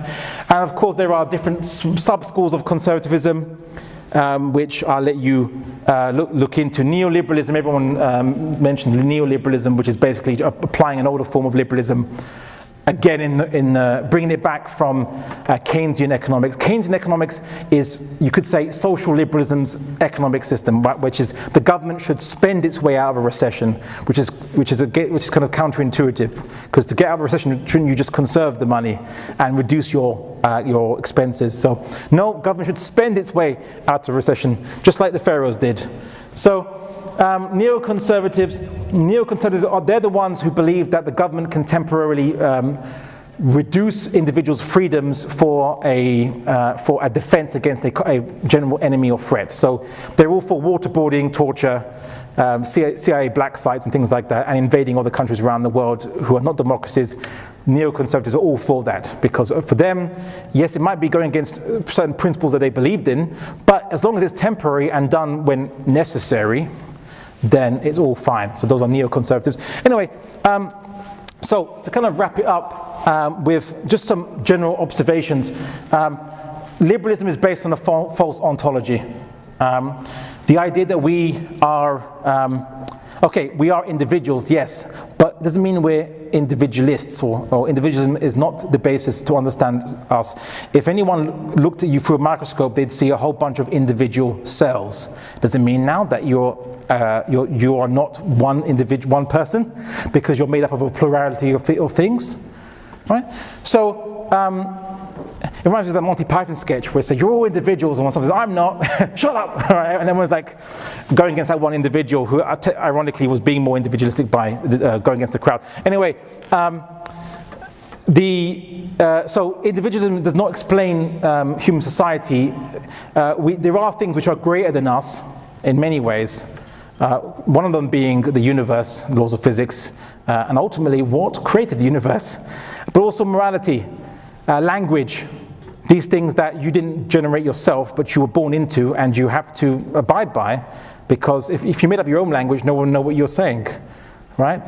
So there are things which are greater than yourselves, but that doesn't mean now that, again, collectivism is the way either, right? So, the individual is simply the smallest unit of mankind, much like your cells are. Doctors look at the healthy functioning of organs to keep the body as a whole functioning well, not any particular individual cell. Okay, right? So the doctor, if you're getting cut into pieces, for example, the doctors say, don't worry, you're getting cut into pieces, but all the individual cells are still there and fine. Well, yeah, but they're not connected anymore. You want them to remain connected. That's what you'd like, ideally. And of course, you know, if there's a cell in your body that decides it wants to do its own thing, you know, to explore its own individuality, to not follow the law of the genetic code that your body has an agreement upon, so to speak. Does anyone know what that cell is called? A cell that wants to follow, it initially was one of your cells, but now follows a slightly different variation, has become a heretic from your genetic code. Does anyone know what that cell is called? Or? Cancer, that's right. You have an immune system designed, every day you have cancer, by the way, not to scare you, but every day you have cancer, and every day your immune system knocks those cancer cells out because they were too individualistic. So there needs to be they apostated from the genetic code of your body and endangered the general body, right? So clearly nature doesn't seem to care about individualism very much. False ontology, liberal creed, personal consequences. So the belief that if you that we are individuals leads to contradictions with the concept of God, at least God that will hold us accountable for our actions. So you might say, no, God can punish you if you're a rapist or murderer. You know, he just won't punish you if you don't pray, or he won't punish you if you don't, fast, and so on and so forth. But we don't believe that, because liberalism deems that to be your personal choice, and therefore it is halal, and so God wouldn't punish you for something halal according to liberalism, right? That's how they would argue. To which we'd say, no, but it goes beyond that more, because if you're an individual and you are absolute sovereign of yourself, did you vote for God? No. So then how can God account you from the liberal perspective if you didn't vote for him? All right? So then that's why some atheists are so angry with the concept of God, because who's God to tell me what to do? Who's God to punish me for whatever I do? Right? I didn't elect him, didn't choose him. Now you know why they think like that. And now you know why many people actually even become atheists, because they really started out as liberals or adopting that general idea. Not only liberals believe this, by the way, there's many different, socialists might believe the similar things, but they differ with liberals on the issue of economic distribution of wealth, which we'll come to tomorrow. Anyway, so inevitably, religious liberalism leads to atheism, because ultimately God is incompatible with the presupposition that the intent and purpose behind human existence in the universe is we are sovereign over our bodies. I also say it goes against the ontology of nature. Nature doesn't care about your sovereignty. If you're on a desert island with lions and tigers and bears, they don't care about your freedom to choose your lifestyle choices or your personal pronouns. They're going to eat you. they're going to eat you. You can call yourself Miss, Mr., they still will eat you, just the same. They don't care about your right to life. So then if there's no right to life in nature, do you even have a right to anything? Right? That's what David Hume would argue. It's just by social convention, and hence conservatives claim they have a stronger argument. But we would say that no, it's still relative, right? It's always relative. Conservatives are relativists. We'll get to something in a second. Anyway, okay. I would say that liberal morality is inconsistent with human nature. You can harm people. You can affect people more than just obviously physically harming them. You can cause frustration in people more than just insulting them. And liberalism needs to account for aspects of human nature that a materialistic ideology can't handle. People are born, some people might be more intelligent than others, some people are more prettier than others, handsome, stronger, fitter, have better immune systems. People are different, and of course, if you think that we're all equal individuals and yet you don't have something someone else has, you view it to be unfair. And if you view it to be unfair, what do we call that? It's called jealousy and envy, right? It comes from the belief in equality. Envy and jealousy is simply the principle of equality, but only limited to this world, right? As Muslims, we believe that, of course, if you have something that someone else doesn't have, more is expected of you, right? And you'll be more accountable. Anyway, so let me just go all the way. I think I was going to. There's quite a lot of things to say about liberalism, but I kind of wanted to deal with the most major issues. However, I wanted to say just a quick note about capitalism, because it's obviously part of the. Where is it? Here we go. Yeah. So, okay. This is where the socialists are going to love me. They're going to be like, yes, finally we agree with Abdullah, finally. Yes, free markets do cause problems when you do not regulate what can be owned. And in capitalism, for example, public resources that have a public benefit, like water, like natural spring waters, oil and gas and so on and so forth, if they can be privatized by corporations and so on and so forth, then they can, in essence, charge you money for getting your basic necessities, right? Which was a problem of early liberalism, and of course now we have states that implement regulations because of social liberalism. But you can still own it, but there's all these regulations that you have to apply to you. But here's the problem: these energy companies, they know that they can make money without competing with each other, and they form little cartels, you could say, or they agree to let's all raise prices together and we all make profit, much more profit, and they do that, right? Little cartels, little guilds or what have you, that they kind of implement.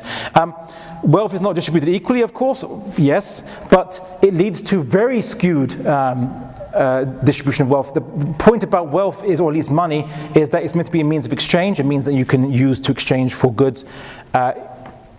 If it is not ensured that it flows everywhere, then people will be without. Now, I've made some basic points, but I'm going to some vague points. I'm going to start with the most basic core creed of liberalism, and why, no matter whatever it can do, it will never solve the problem of human economics. Does anyone know what's the purpose of economics? Allocating resources. Allocating resources, and what would you mean by that? Filling needs and wants of people. Filling needs and wants of people. Anyone else? What does economics mean? Why is this side so quiet? I'm going to start picking on people if you guys don't speak up. Come on. Well, what's the purpose of economics? Sister in the back. We have limited resources on Earth, so basically each country decides how much resources they want to spend each year and how to divide that, basically. Okay, so we have limited resources, so countries should decide how to divide those resources up. Okay, well, you all kind of missed the most obvious thing. Earth has resources, and they're in different places. Of course, yeah. They're not usually all concentrated in one area. If you want to get your uranium for your nuclear power plants, you have to go to certain countries. You want to get your lapis lazuli for your genes, you have to go to Afghanistan. You want to go, you want to get grain, or places that have, lots of grain. It could be a great breadbasket. You go to Ukraine, well, not anymore, but you need to go to certain places that have a lot of, that do something very well. They have a lot of abundance of a particular resource, but they're not all located in one area. So what is the economic problem? Sorry? But what does trade do? Relocating resources. Okay, I'll take that. Distribution. Right, distribution. Now, it doesn't need to be equal, it just needs to be sufficient for people's needs. Here's the thing. Anyone here study economics? Anyone here study economics? No? No economics students? What do you study at this university? I've been coming all these years, and like, what do people study at UBC? If I'm on UBC, why am I going to go to UBC for? What's its most popular subjects? Women and gender studies. Gender studies. Oh dear. I should have gone to SFU. No, I'm joking. Okay. So basically, there's a massive stonking lie that you get taught in your economic classes, your economics classes. It's called the human economic problem. Everyone heard this? Yeah, I think Sister didn't. She alluded to it, yes, I think she has heard of it. The human economic problem is, they say, humans have infinite wants, but there's only finite resources. So the only way to resolve this impasse, you'll never be able to resolve it, but just maximize production as much as possible. Heck, even the socialists would argue this, maximize production, that's the way to solve this problem. Well, not solve it, but at least try to address it. And then at least you'll have the best of the worst possible possibilities. You at least have the best of them, right? At least that's the best we can do. That's false. That's actually a lie. You think, like, well, are you sure? Because we pretty much have infinite wants. You should be sure that's not the case. Well, yes, we might have infinite wants. But how much needs do we have? How much food can you eat in one day? I don't care how American you are. There's a limit. There's a limit to how much food you can have. There's a limit to how much shoes you need, to how much jackets you need, to how many bags you need. Some sisters go like, what? I'm leaving now. This is a travesty. I need unlimited bags. No, joke. Okay, to be fair and equal, unlimited watches and cars, right? So, okay, so you don't have infinite needs. Your needs are rather finite, right? So then the Islamic economic solution is guarantee everyone's limited needs, and then after that, have a free economic system for the wants, the luxury wants, the ones that are not necessary needs. That's the Islamic economic system. Now, this refutes the core creed of capitalism. There's so much more you can say about capitalism. I've done some lectures where I just talk about, I compare the Marxist economic system, Islamic economic system, and also the capitalist economic system. Capitalism is just the economic system of liberalism. And conservatives also believe in capitalism because it's the economic system of classical liberalism. So hence, that's why conservatives were viewed to be blue on the poster, and liberals were yellow, because that was initially liberalism, or the liberal parties were yellow. They had the yellow flags and so on and so forth. But just coincidentally, you mix them together, you get green, and that's capitalism. I was going for the color of money, or at least American money. But basically. Capitalism is the economic system of conservatives and liberals, but its core foundational creed is false. And Islam has a very detailed system, which is very different from socialism and Marxism, and very different from capitalism.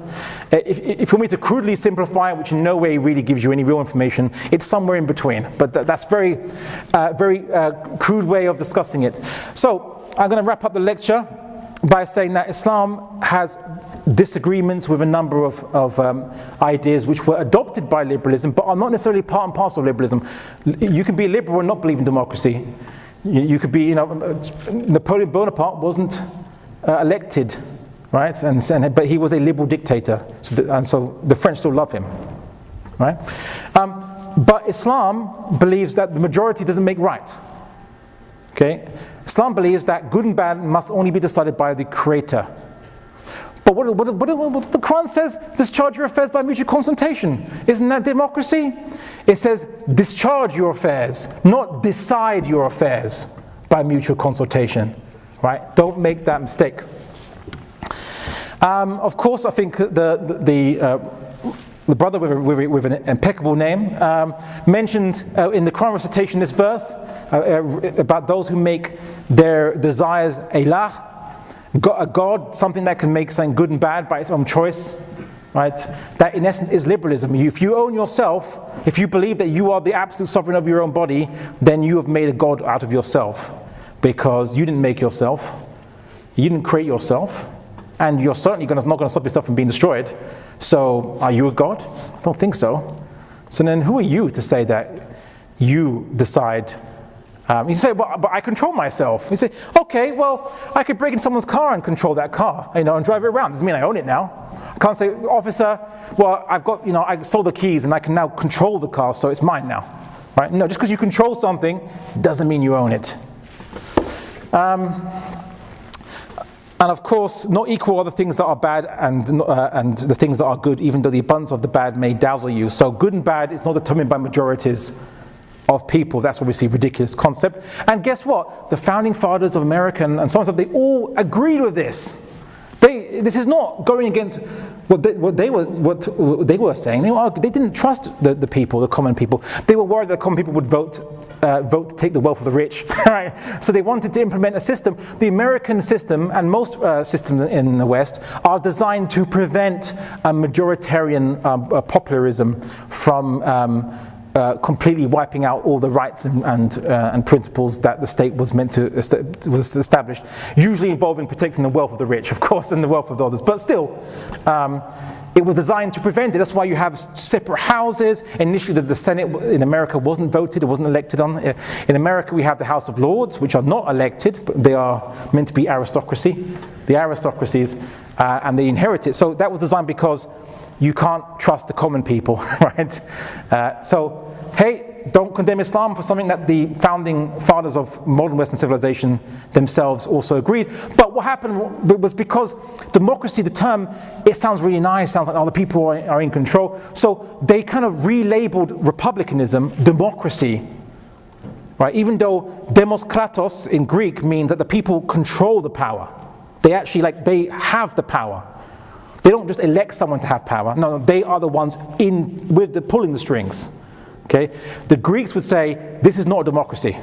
This is a type of republican system, a mixed system perhaps. It's not a democracy at all whatsoever. They'd be against it.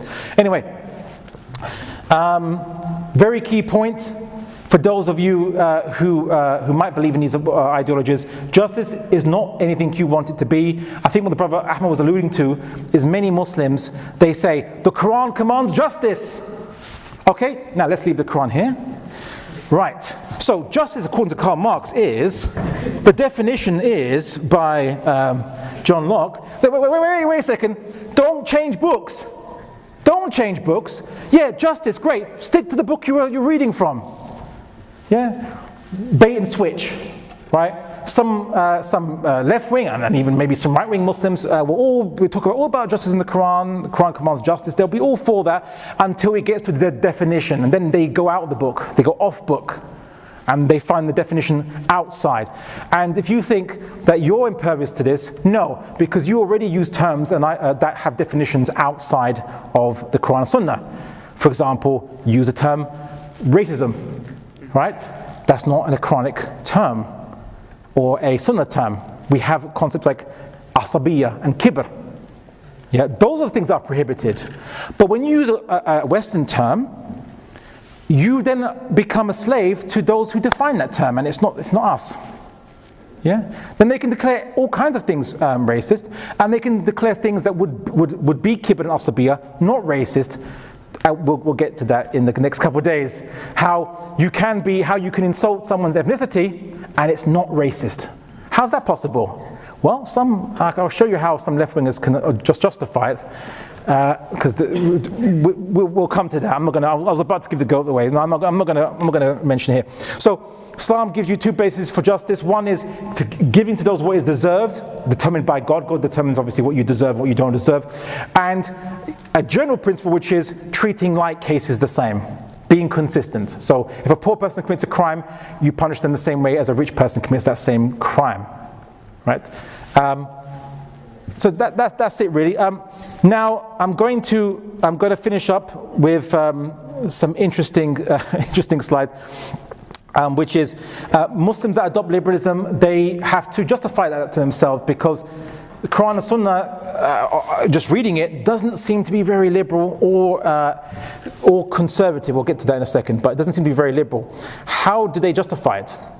Well, they say that, all the narrations of the hadith that disagree, the narrations of the Prophet Muhammad that we have, which have been preserved by transmitters, they're all fabricated, or those that they don't like are coincidentally fabricated, and those obviously that they like are not fabricated.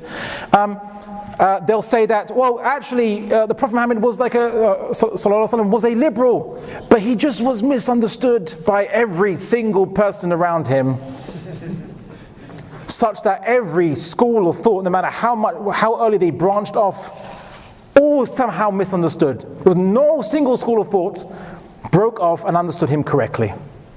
Yeah, but thankfully, and purely coincidentally, of course, the modern day 21st century West is following the exact same ideology that is the Prophet Muhammad's teaching. So hey, we can just, we can rediscover it, by seeing what the 21st century West was saying. Of course, and as 21st century liberalism might change over the years, we'll then discover that actually the Prophet Muhammad was actually talking about other stuff. Actually, he was talking about some other. He was now pro-transgender and whereas 40 years ago liberals wouldn't be that. They would be against transgender, for example, as a concept. Yeah?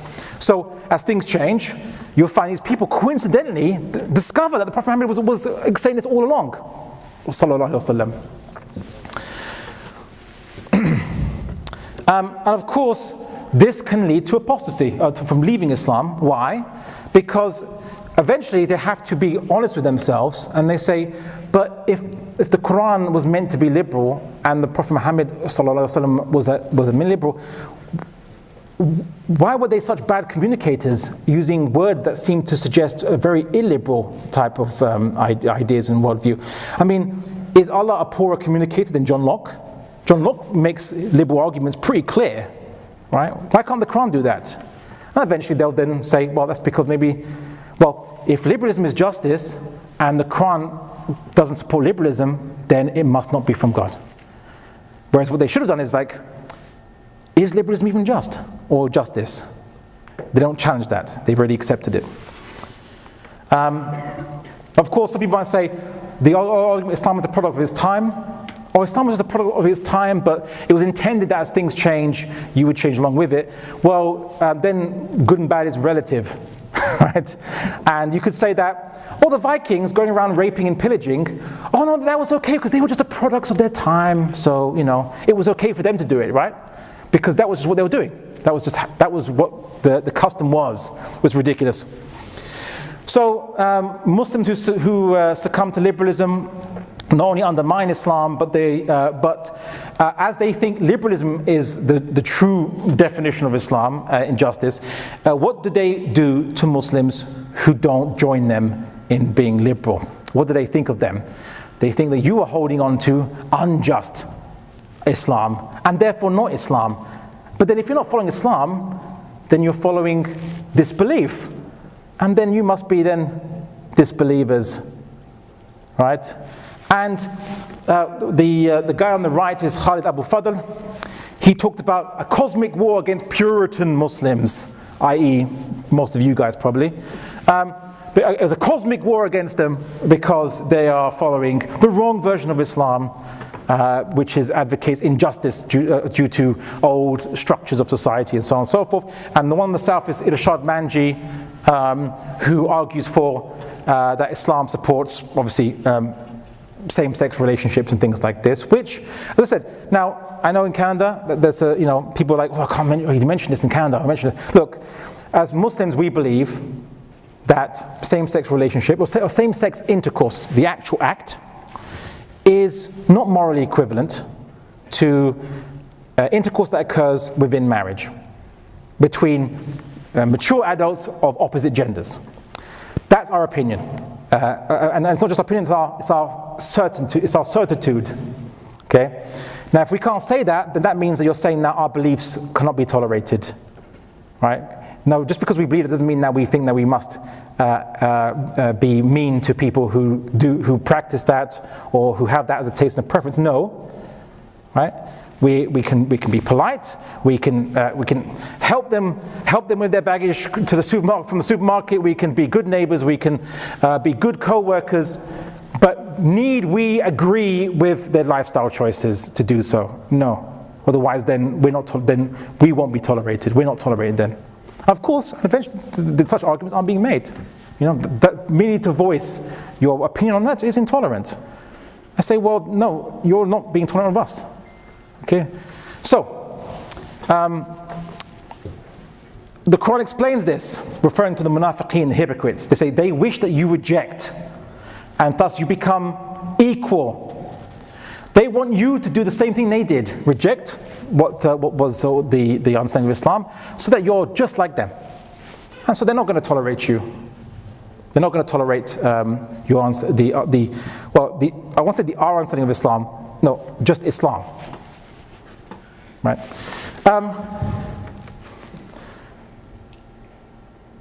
Okay. Well, I kind of already said this. That justice is not what we believe it to, what we feel it to be, but rather it is what God has determined, so we can't distort it because of our feelings and desires. Conservative Muslims, you might think, well, what's the problem with conservative Muslims? Conservative Muslims, the problem is that Islam isn't conservative.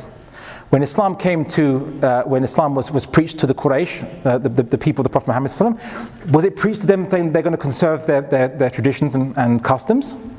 No, it was all about change then, wasn't it? Islam is not conservative, nor one that advocates change as a constant principle. It rather deals with the situation it encounters. If it needs things to be conserved, it will. If they need to be changed, it will. The principle is the same. Everything else can depend on the circumstances. You might recognize conservative Muslims as those who would say, brother, we must avoid fitna at all costs, even at the cost of Islam, even at the cost of justice, even at the cost of mercy. We must avoid fitna. It's like, well, for those of you who don't know what fitna means, it could be translated as well, in English we just say tumult would be a good word, but no one uses that word anymore. It could be a type of problems, trials, tribulations, whatever you want to call it, right? Going through trials, going through problematic times, and so on and so forth. But here's the problem. Here's the issue. The Prophet Muhammad ﷺ said that regarding the future, that there will be a time in the future where the Muslims will be very numerous, but will be weak, and people will be attacking us, right? And people will be inviting each other to attack us even. And so the companions of the Prophet Muhammad ﷺ asked, why was that the case then? And he responded that we will have wahan in our hearts, right? Love of life and fear of death. What do you think happens to a civilization where, as new problems come up over time, small problems, the response has always been, just let it, don't rock the boat, just let it deal with itself, or just focus on yourself and don't expose your neck. Over many centuries, the civilization will eventually get to the point where they'll be incapable of standing up for anything, because the principle of just not risking yourself becomes the dominant principle, becomes the aqidah of the state, of the society. And lo and behold, what happened to us. Now, we can't blame colonialism for this. We brought this on ourselves as a civilization. But colonialism would tell us that stability is the most important thing, rather than implementing changes, and that has been adopted by The Muslim regimes are conservative in the Western sense. They are ones they want to preserve, well, usually their own power, but they're all for stability. You always talk about Middle East stability, because that's all that matters. But meanwhile, obviously, the Muslim civilization lies in tatters and only gets weaker and more backward and decrepit. Right? We were actually in a better situation in the 1970s, compared to now, relative to the rest of the world. Yeah. So, conservative Muslims are the ones who say, obey the ruler wherever he does, or don't even speak out against the ruler. Conservative Muslims, this is a bid'ah idea. The classical scholars never said, don't speak out against the rulers. Right? But some modern day shuyukh, coincidentally those which obviously haven't been sent to prison by the regime and seem to be chummy with the regime, somehow coincidentally say that you shouldn't even speak, you not even say anything bad. And they say, because if you speak out against rulers, then that leads to revolutions and that leads to Syria and bloodshed and so on and so forth. Because every time any people that speak out against their rulers, it's going to be, devastation and so on. And I say, well, you clearly haven't met how the Canadians deal with speak about Justin Trudeau, right? Yeah, because the West does it all the time. Right? In fact, there's a Sahabi that was even praised the Romans because they said they manage their tyrants. They respond or they restrict their tyrants. They praised them for doing so. And yet for us, oh no, don't rock the boat. Meanwhile, our children will become more and more secular, and then eventually, over a few generations, atheists. How do you think that happened in the West? Yeah, that's when religious principles died out. One point. We're about to finish now with, and of course, conservative Muslims are usually talk about, generally, they'll follow the culture of the people, or they will just, as I said, Muslims generally just deem culture to be as important as Islam itself. Okay, that's how you know conservative Muslims. And these two guys, because some people have said that, Abdullah is going to mention Andrew Tate, so I couldn't disappoint them. I care about their feelings, so have to accede to their expectations. Just as there are Muslims that look to Western thinkers, liberal thinkers, and adopt their ideas, there are Muslims who look to conservative thinkers in the West and adopt their ideas. Now I know Andrew Tate has become Muslim, but regardless of him becoming Muslim, he's still new to Islam. There is nothing he can teach us about Islam. Consequently, then there's nothing he can teach us about good and bad, right? Or how to be a Muslim man, because he doesn't know. If you want a good, hard criteria for judging these things, if there's a piece of information about objects in the world, the astronomy, physics, medicine, objective knowledge, take as much as you can. Learn as much as you can. If there's knowledge about what is good, what is bad, what you should do, and what you shouldn't do, nope, that's if it's not from Islam, I don't want to know, unless it's for academic knowledge or for refutational knowledge of it. Andrew Tate doesn't know. Andrew Tate is a conservative phenomena responding to the perceived erosion of traditional masculinity. Part of the Western cultural wars where masculinity is deemed to be toxic masculinity, so Western masculinity, because Western masculinity would deem two men holding hands as not being very masculine, but in the Muslim world, Arabs did it all the time, right? So it's not feminine in the Muslim world, right? So Western masculinity, or rather Anglo-Saxon masculinity, because Anglo-Saxon masculinity might look a bit different from French masculinity, perhaps, right? So they're all the same, isn't it? Because they're all regional, right? And we have nothing to learn from these guys. Nothing to learn from Andrew Tate, except how not to order a pizza when the police are after you. Then we can learn that from him. Well, by his mistake. And also, don't irritate Greta Thunberg, because she can get the police on you, apparently. Also, Jordan Peterson. Where do I begin with him? Jordan Peterson, he's your fellow countryman, psychiatrist or psychologist. Now, the studies that he has read, which have been documented, studies done on people in clinical conditions, that knowledge is knowledge that you could say is somewhat objective, although you can question the nature of how you can truly know knowledge about the mind. But anyway, about what is intangible, but in an objective sense, using physical methods. But his knowledge of that is his profession, that's fine. But when he steps out of that and starts talking about politics and society and Zionism, this is beyond his ken. This is where he doesn't know much. And many times, and that doesn't stop him from speaking about it. Right? It doesn't stop him. Oh, but you know, we have to listen to what he says about economics. What? Because he's a psychiatrist. Say, what?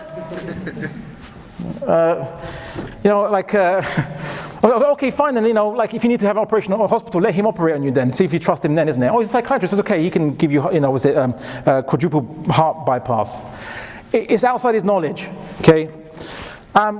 Also, Jordan Peterson, this is hilarious, and you'll find this funny. Jordan Peterson, he talks about postmodernism a lot, and we'll discuss what postmodernism is. But he's one of the biggest postmodernists of them all. Right? Why do I say this? What do I mean by this? Ending on this, then we have Q&A. Why? Well, postmodernism. What I suppose that well, no two postmodernists will agree what postmodernism means, and many of them will disagree and even be called postmodernists. But they have something they do all share in common. They don't believe in any meta-narratives or grand narratives. They don't believe that there is any grand explanation that you can trust. But whether it's liberalism, the liberal worldview, the socialist worldview, Christianity, Islam, whether it's Buddhism, whatever, any worldview, they doubt and they have skepticism against all worldviews. And not just that they're just skeptical, no. They presume that all worldviews are not entirely accurate or correct or objective. Because postmodernism deems that understanding the world as it is undecidable. So you can never reach certainty on it, and therefore no worldview concocted by a human being or amongst human beings, it can ever be accurate or true. That's postmodernism. Now, postmodernism isn't an ideology that has its own political system. No, it's actually a tool of refutation and skepticism. But it's always used by people against each other, by different schools of thought against each other. I'm skeptical about your school of thought. Well, I'm skeptical about your school of thought, and I'm going to deconstruct it. I'm going to deconstruct it. That's what they use postmodernism for. But Jordan Peterson, he believes that the Bible isn't to be taken literally, isn't actual literal description of reality. But postmodernists say that the interpretation of a book has value, your interpretation, but not that there is an objective interpretation of a book. Okay? The death of the author, as the postmodernists would say.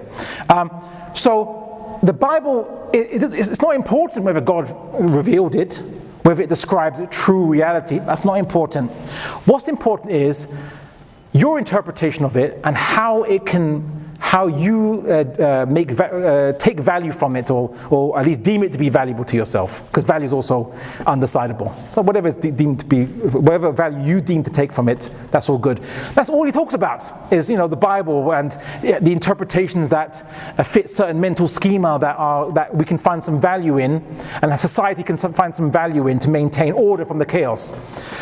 Conservatives actually can embrace postmodernism as much as they hate it or they attack it publicly, right? Because they don't trust meta-narratives.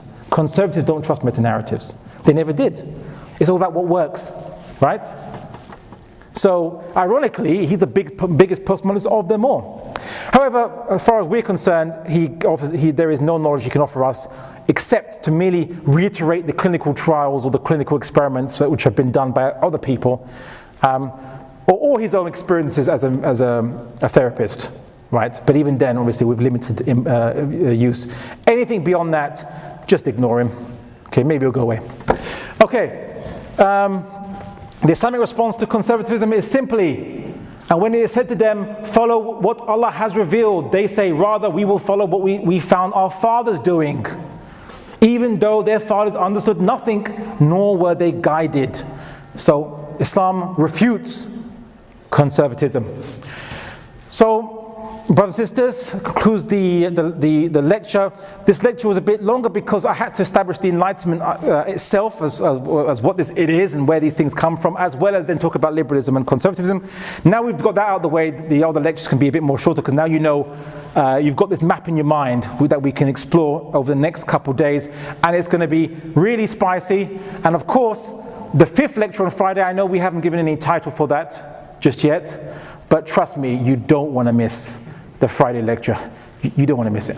Okay, right? Just cancel everything. Get the babysitter. Cancel on your date with a family member, and just come. Okay, or bring him. Right? So, barakallahu feekum, and I look forward to your questions.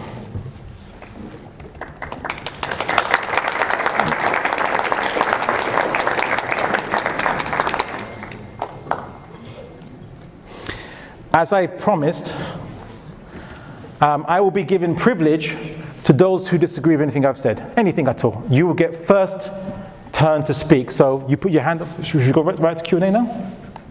Or is there some formalities? Can we mute it? Yeah. Just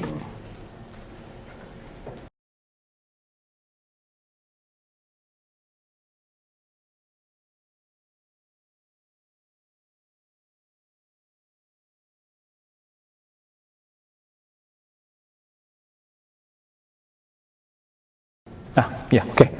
Go ahead, brother. In the slide about some of the typical things conservatives said, it says, you must obey the ruler, you should always obey the ruler. Yeah. What I find is it's the complete opposite, where, at least in the West, from what I've observed, is that conservatives are always the ones to oppose regimes, to oppose tyranny, and to never blindly follow any leader. Sorry, that slide was meant to be conservative Muslims. Yeah, because the custom or culture in the Muslim world is to obey the leader no matter what, and so to be a conservative in a Muslim country is to conserve that practice. So I meant conservative Muslims will say this. Let me just actually. It did say conservative Muslim. It did say conservative Muslim. Okay, yeah. So then that's apt. A non-Muslim conservatives, no, they will rail against the government, of course. Yeah. So that was So I was accurate in the naming of it. But yeah, good that you at least. Wanted to challenge that. All right. Anyone else that has contentions before there are questions? So keep your hand up if you disagree with something I've said. I will give you privileged time. Sister there with the mask. So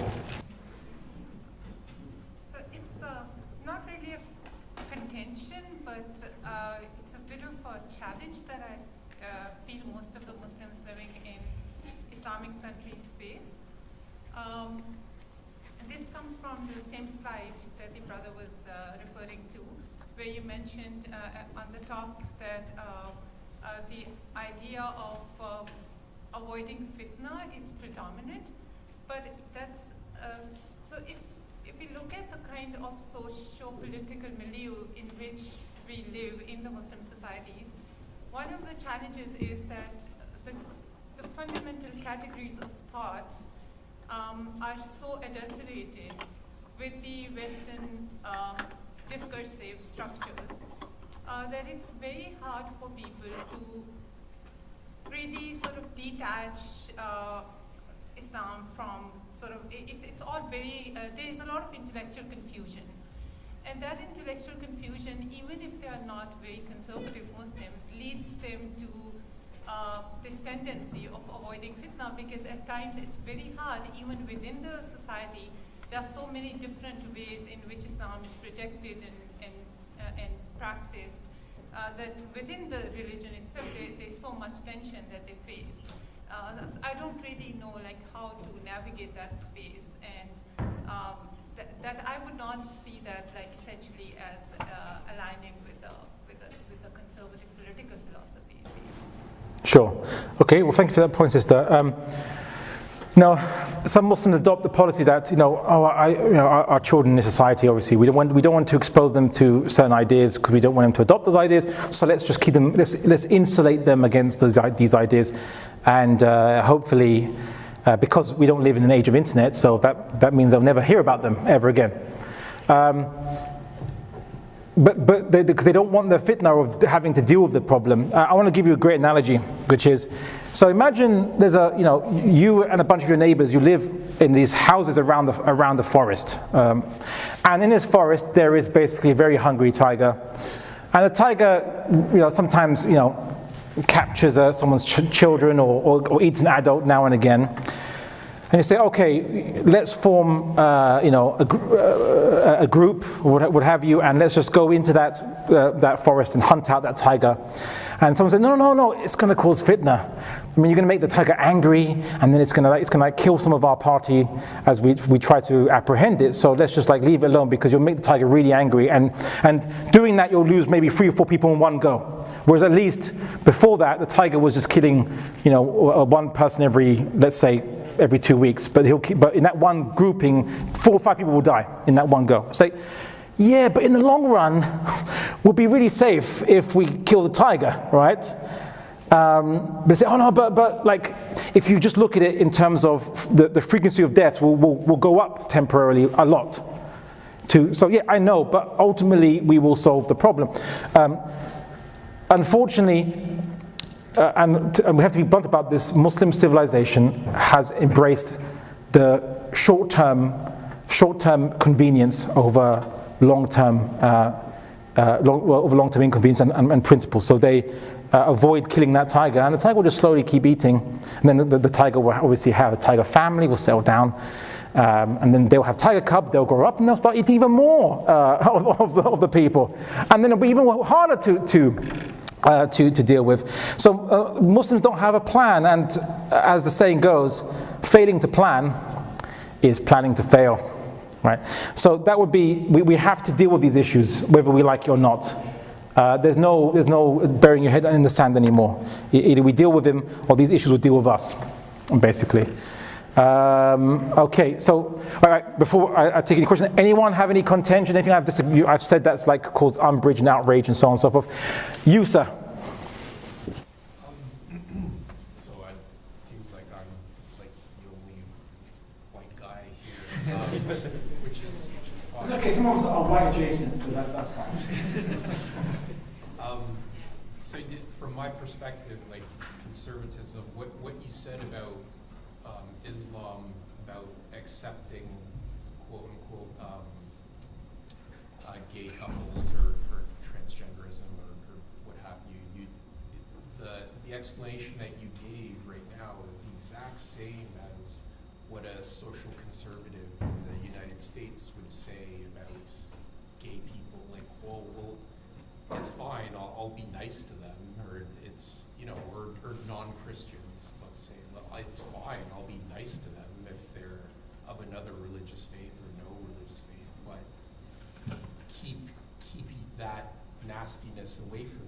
It's the exact same. So I'm having trouble kind of accepting that Islam, or I guess you're trying to convey that Islam is different from both liberalism and conservatism. So I'm having trouble with that aspect. Excellent contention, sir, and may I say thank you for raising it and knowing that you might be a minority in this opinion, or because obviously there's Muslims around and so on. So I do appreciate it. I wished I had more contentions, really. So thank you. Okay, so let me address it. I went on a BBC program in 2014, and I knew they wanted a kind of a stereotypical ranting at the mouth, foaming at the mouth Muslim fundamentalist or extremist character. So they invited me on, thinking that I might be that, and or hoping I was that. And the topic was, can you be gay and Muslim? Okay, on BBC 3. So obviously I didn't deliver what they wanted. So they asked the question, and but in my research, because many Muslims, we talk about homosexuality, heterosexuality, and things like this, and we don't realize something, right? We talk about Islam, how Islam talks about heterosexuality, homosexuality, and we don't realize something. Where did these terms come from? What is the Quranic word for homosexual or heterosexual? What's the Hadith literature word for homosexual, heterosexual? Oh, there isn't any. Where do these words come from? Maybe the ancient Greeks have a word. Oh, no, they don't have a word for either of those things. Or maybe the Bible does. No, it doesn't have a word for that. Well, then who came up with this word? Well, a German guy, because obviously, Germans tend to always innovate new things. For German innovation, Kraft von Ebing, although technically he didn't invent it, he just popularized it, but he talked about sexual psychopathies, and he developed a categorization system, and he named the homosexual and the heterosexual and bisexual and all this kind of stuff. And then it got labeled as obviously people were categorized, and then when they were categorized as having a mental illness or not, and then they were dealt with in those manners. He created the categories. Simply having a taste or a preference or someone became a category that you could be in, and then that category would define your medical treatment. But eventually, as social liberals took up the cause, it became an identity group that needed to be, they say, protected and given rights. And to do so, we will recognize them as a class. As the social would say, we recognize them as a class group. And in that discussion on the BBC, I really pointed out, I say, we don't discriminate against homosexuals because we don't discriminate homosexuals. They're just, all I see is humans. I don't see categories. There's a type of spread in the UK called Marmite. I use it as an example because in Marmite there's a stereotype. I don't know if you have it in Canada. Vegemite, I don't know, Australians have maybe Vegemite. Anyway, the stereotype is in the UK that either you absolutely love it or you absolutely hate it, basically. I mean, I can't understand why anyone would hate it though, but each to their own. So, as liberals would say, so I said it's like defining a community of people called the Marmite lovers and the Marmite haters, and then talking about Marmite hating rights and Marmite loving rights and things like this. It would be weird. Oh, like we're talking about what? What are we talking about? It's very, very strange. So in the medieval world, in the ancient world, there was no categorizations. Islam has no categorizations that discriminate people into these class categories or these categories based on sexuality. What you do in your own home is not the public business of Muslims generally. Why would it even define you, your sexual tastes and preferences? Why would that define your public persona? It's weird. You come to your workplace to work. You go to school to study. What is your personal sexual life got to do with your public realm, right? But the West made it. They said, that the private is public and the private is political, and so on and so forth. They made it these issues. So, in essence, no, we don't say, let's keep away from them because there is no them, all right? There's just, we're humans. Okay, well, I'm going to be with humans. Yeah.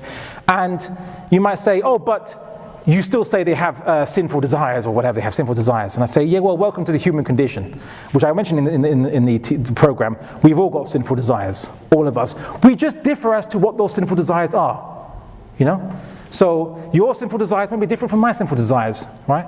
But it doesn't mean now that we're going to categorize them and then I must treat you as a different group and you must treat me as a different group.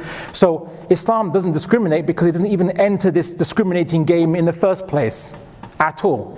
And it simply commands Muslims that don't put your genitalia in certain places with people of the same sex, and also don't put your genitalia in a certain place of people of the opposite sex in certain circumstances, obviously if you're not married and things like this. That's all Islam says, right? So, okay, well, follow the practices if you're Muslim, but if you do or you do not, it is not the business of a Muslim, your fellow Muslim, if you are a Muslim that is, what you do in your own home. Of course, Allah knows what you do, and obviously we will have to account to Him.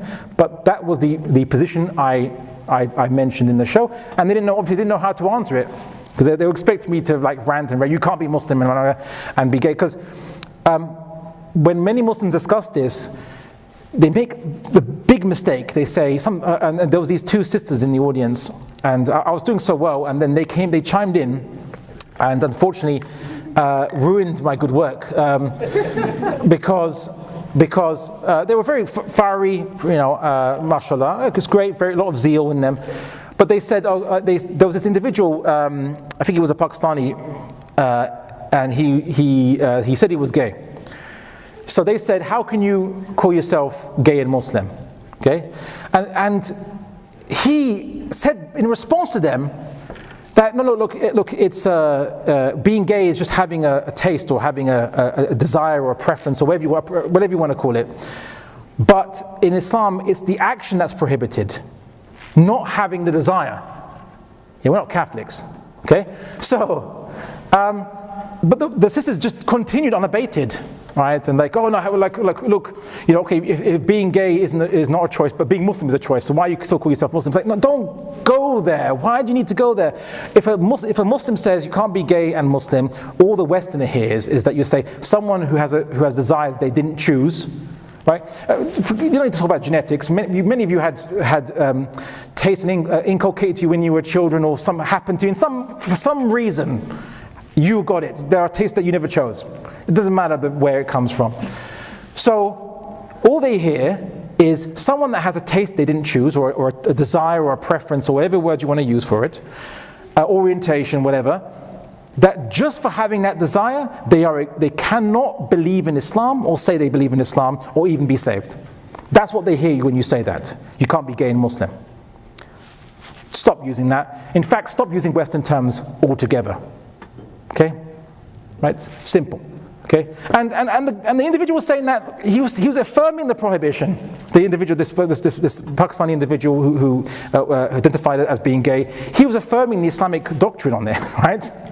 So then, okay, then that doesn't take him out the side of the fold of Islam, does it? Right? To his beliefs, that is. So anyway, that's how I would respond in presenting the Islamic case. It is different from the conservatives, and it's different from Roman Catholics and those who say, Lord, take these desires out of me, and I'm a sinner for having these desires. So no, we don't believe that desires make you a sinner anyway. So that's not wrong religion, right? To assume that. So, but thank you, sir. Please, and as I said, if you've got any more contentions, bring it out. But please, all right. So before we go to any more questions, any more contentions that are left? Okay, now everyone's coming out. Okay, sister in the front there. I want to carry on from the previous question. Sure. What we say is that, okay, forget about anything else, right? We are saying that, yes, you are right, be helpful to them, whatever their beliefs and whatever they're doing.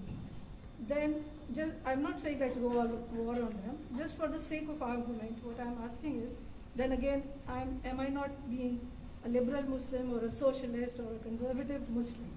That's the question. Sorry, the last part, are you being what, sorry? If I say that I agree to everything, to whatever is going on around me, and I'm being nice to them, and I'm doing what, I am accepting them, am I not being a social Muslim or a liberal Muslim? Okay.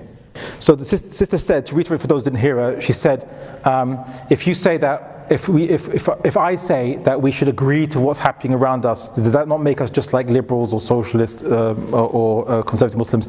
No, I never said agree. We disagree, right? And we voice a disagreement by simply stating the Islamic position on the matter. You don't have to agree, but we just don't go around with pitchforks and burning people's houses and like turfing them out or whatever or even asking them the question. Sorry. So what do you do in your bed? Just don't ask that question, okay? I mean, I don't know if you felt compelled to, but I would hope you wouldn't ask that question of other people. Remind me of that credit card advert. What's in your wallet? But anyway, those who remember that credit card advert. Okay, so you don't need to accept, right? But at the same time, you don't need to engage in some physical animus or hostility, or even start asking questions and as an inquisition. As I said, it's not about, you just want to mix with them. No, I'm saying there is no them and us. There's just humans. It's not an Islamic category. So why are we using these categories that are not from Islam? in the first place. I think the brother that in the back put his hand up. These are contentions, right? Yeah, go ahead. So, of course, with all due respect, when all you have is a hammer, every problem starts to look like a nail. You're claiming that Islam is the solution to everything, but what exactly do you mean? So thus far, you've described the social aspect of things, saying conservatism and liberalism as it applies to the social concern, and then you've effectively defined socialism as far as economic concerns go. Or in other words... Well, I haven't yet defined socialism just yet. I don't want to give the game away. That's tomorrow's session. Well, in the slide, you say socialism and Islam align in these categories, but it's slightly different. But what you're describing is no different than what China does, which is socialism with Islamic characteristics. So I feel like you should probably separate, or at least identify the role of Islam, both socially and also economically. Okay, so the brother said that it appeared to him that the slide seemed to say that the socialism and Islam agrees in certain aspects, and is that not the same as how China says socialism with Chinese characteristics? That's what they say. And am I saying that? And what was I mean by this? And what I suppose are you getting as what is actually the Islamic alternative? I suppose is that what you're really getting? Yeah. Okay. Okay. Just to further clarify, what Islam are you referring to? Islam, or when we hear in the West, people often say, Sharia. What exactly is that? So what do you mean by Sharia? So like the Sharia of Afghanistan it just means law. So like the law of Afghanistan is very different than the law of Saudi Arabia. Is different from Morocco. Who do we listen to? Do we listen to like Sayyid Qutb? Do we listen who exactly? Okay, who do we listen to? Okay. Who gives us like what true Islam in the political sense at least? Okay, so who gives what true Islam says in the political sense? Okay. All right then. So I don't think I mentioned in the slide that Islam and socialism agree. I simply said that in this lecture, when I'm starting to criticize capitalism for its problems, socialists in the audience will be like agreeing with me, will be like, preach, brother, preach, that kind of thing. Yeah. So of course they're going to, because socialism notices that capitalism has problems, right? And okay, you don't need to be socialist to recognize these problems because these are objective problems, right? But objectively noticeable problems. What makes you socialist is that you claim to have certain solutions, and I don't want to go into it because that's tomorrow's lecture.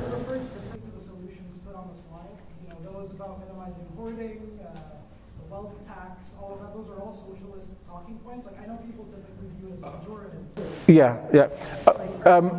I tell you what. If you, I don't know if you are free tomorrow, but if you'd like, come tomorrow, and I'll discuss a comparison between socialism and the Islamic economic system, and how they're very different in many cases. Just simply having a tax. Well, liberalism has a tax, has gradated taxes for the wealthy. Doesn't mean it's socialism, is it? Because a wealthy person pays more tax, unless you're Trump, of course. Because they have more income, if you have more income, but although they don't have wealth tax at all. Although technically speaking, the Marxist wealth tax isn't like 50% or 22.5%, it's 100%, right? Because everyone must be reduced to one class. Anyway, I don't want to give the game away tomorrow, so leave something for tomorrow. You have a further, yeah? Yeah, I was just going to say, Marxism doesn't say 100%, it depends on the interpretation. There's further schools within it, and again, Islamic socialism is... No, okay, well, this is tomorrow's session, but Marxism will certainly say 100% of private property, but personal property you can keep. Then there's a difference between private property and personal property in Marxism. Save it for tomorrow, please. I don't want to give the game away. I don't want these guys to come tomorrow and rather than say, well, we all heard it on Monday, so no need to go anymore to the rest of the season, the sessions. Okay, so what do I mean by an Islamic economic and political system? Well, the thing is this. If you look at classical scholarship before colonialism, or at least from up to, you could say, the 1600s or so, there is surprising amount of agreement between Muslims on our political system, right? Only very slight and the variations that exist are usually only on the qualification it is to be the leader, to be the caliph. Okay, so Shias believe it has to be one of the 12 imams. Zaydis believe yes, it should be someone from the prophetic line, but they can also accept someone that takes it by force. Ibadis believe that the leader has to be someone who is absolutely pristinely well, I won't say perfect, but let's say he does no major sins at all whatsoever. And if he does sins in public, then he should be kicked out, generally speaking, which differs from the Sunni perspective on that. But as to the duties of the caliph, what he's meant to be doing, the gathering of the zakat, the distribution, he can charge temporary taxes to meet Islamic collective obligations. Maintaining the boundaries, and obviously having the shurta al-khamis, the police forces and the soldiers and all this stuff, there is complete agreement on many of these things.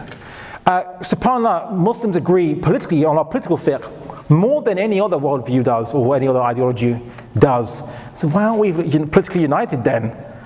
Oh, but he has the wrong aqeedah about the asma wa sifat. Like, sorry, what's that got to do with political unity again? Sorry, Ahmad bin Hanbal lives under Mu'tazilite caliphs, and he tells the Muslims to obey them, and even praises them for fighting, for doing jihad against foreign enemies and so on and so forth. The Mu'tazilites, who he says follow a kufr aqeedah, a creed that is disbelief, right? Yeah, Salahuddin is an Ash'ari, yeah, and he has Atharis and others under him, no problem. Yeah, so Muslims today are confused by things that our ancestors were not confused by. And if you want to see a political system, an economic system, go to any classical scholar talking about political fiqh and economic fiqh, if you'd like a good place to go, right? Everything today is confused.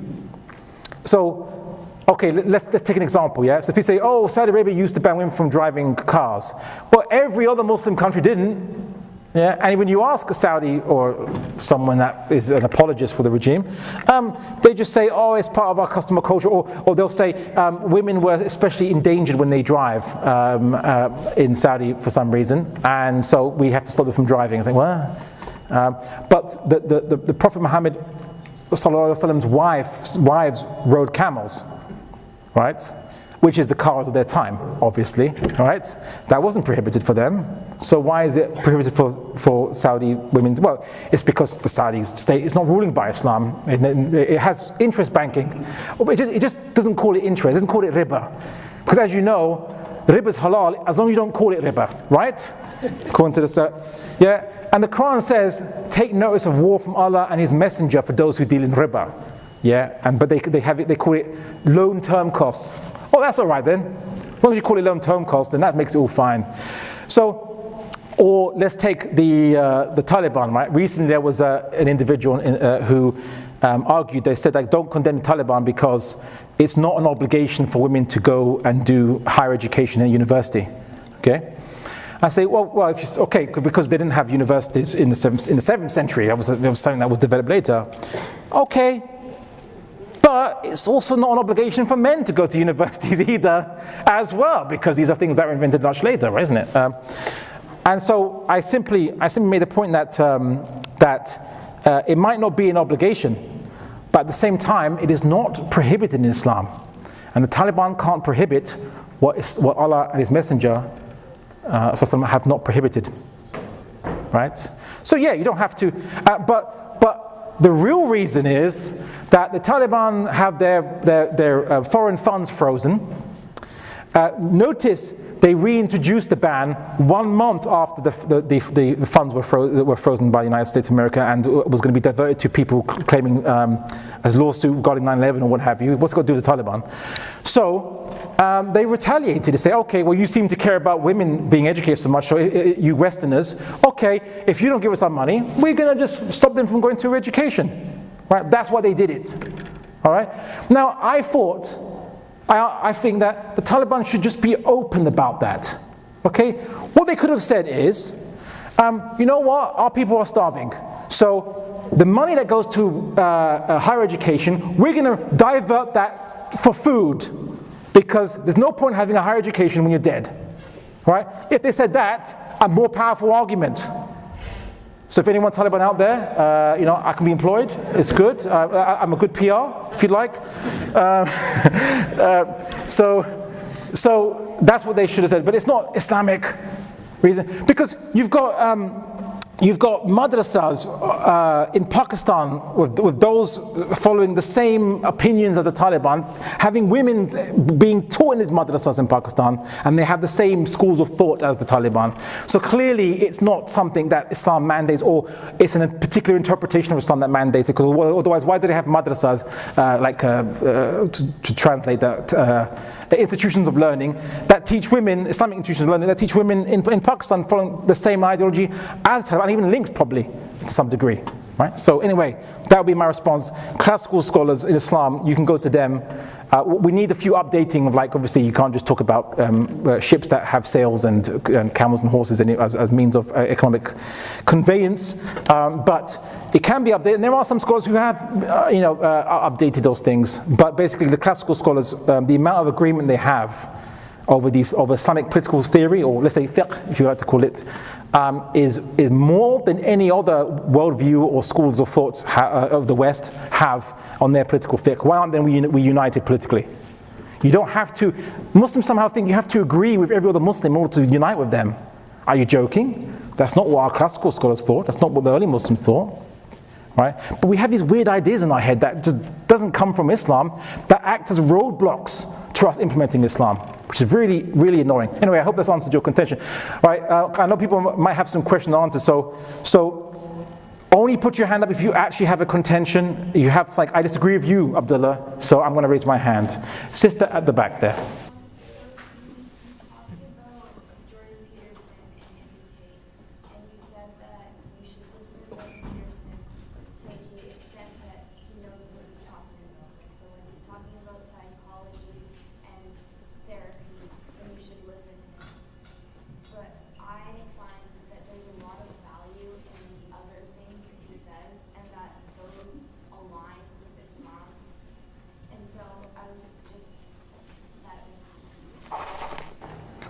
Okay, so the sister said that she heard what I said when I said that we should only refer to Jordan Peterson within the realm of his knowledge, of his profession,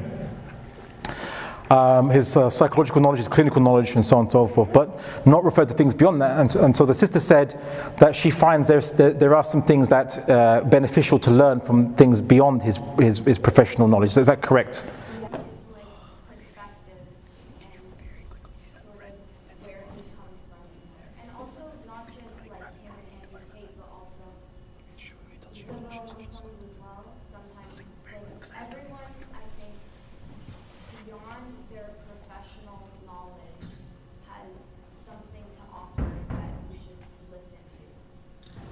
Okay, so the sister says that she thinks that everyone beyond their professional knowledge can possibly have something that's worth listening to.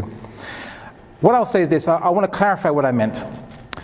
So there's a difference between knowledge about what is and knowledge about what you should do and shouldn't do, the good and the bad. Now, knowledge about what is, let's say, if I don't change my car tires to winter tires, then it is going to be the case that I'm going to be at higher risk of slipping on roads. That is the case. So it is wisdom then to change the tires to winter tires during winter. I've brought you a suitable Canadian example there. All right. So there's a hadith by the Prophet Muhammad sallallahu alaihi wasallam which said, wisdom is the lost property of the believer. Wisdom. So anywhere where we find wisdom, we can take it. Wisdom is the how-to. It's like, if you learn about how to something, how to achieve something based on objective knowledge, then of course we take that. Of course we take it. But if they tell us about what we should value and what we shouldn't value in terms of should and should not, good and bad, we can only take that from the Creator, not from them. So if Andrew Tate was to say that masculinity means I must do X, and he's really just he's adopting a Western idea of masculinity, because what is masculinity? How do you define it, right? So he'll say, well, in the West they did this in the past, so that's going to be my basis, my furqan, my criterion. I will say, well, I'm sorry, that's not our criterion. But if Andrew Tate knows how to, change tires on the cars or change the wheels on the cars, and he does it very well, and he shows that he does a YouTube video how to do it and it works really well, yeah, you can take that knowledge from him. He has all these fancy cars, he probably changes tires on his cars very well. Yeah? So there's a difference between objective knowledge, knowledge about the objects, and how to achieve objective results in things not concerning ethics, ethics being good and bad, should and shouldn't. Yeah? As in like a moral obligation and moral prohibition. Yeah? We don't take that from these guys.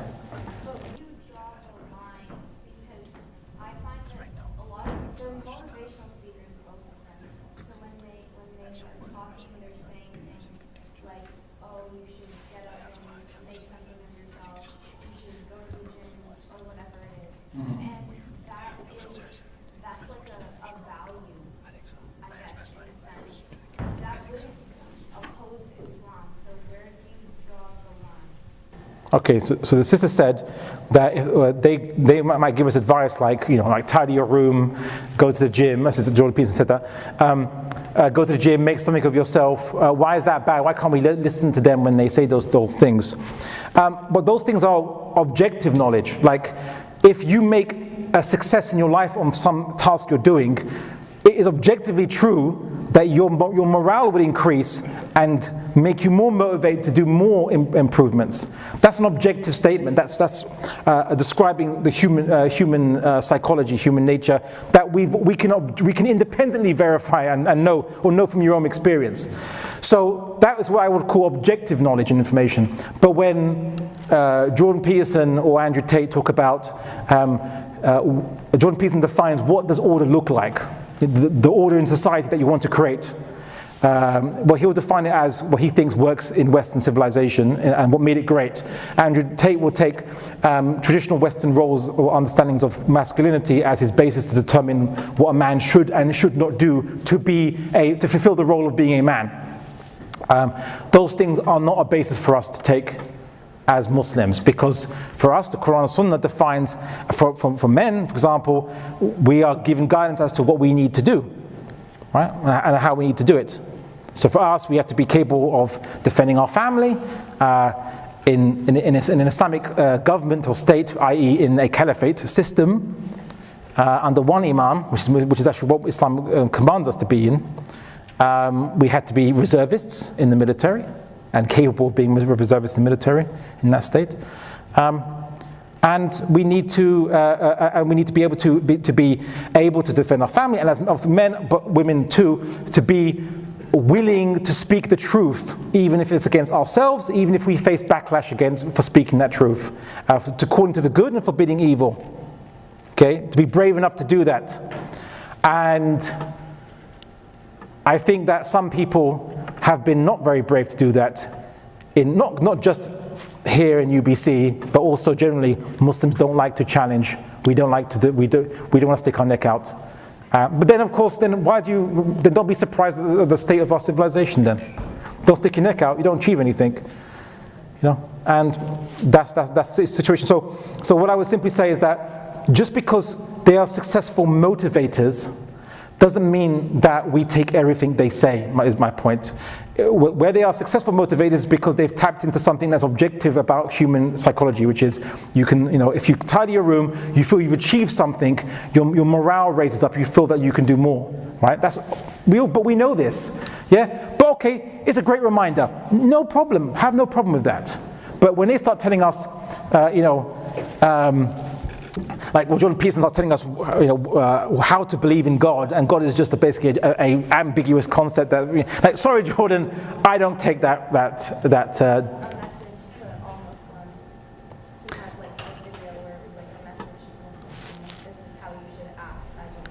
Yeah, his video, a message to all Muslims. Yeah, I'm sorry, I'll take that message and chuck it in the bin. Sorry, trash can. Okay. All right then. All right. Any other contentions of things where you disagree with what I said, or you want to challenge it before I go to Q&A? Because the Q&A people might be like, all right, look, you've given enough privilege. Can we just have foot in perhaps, just to ask questions and so on? So anything I've said that you disagree with, you'd like to? Okay. So gentlemen with the kind of light top.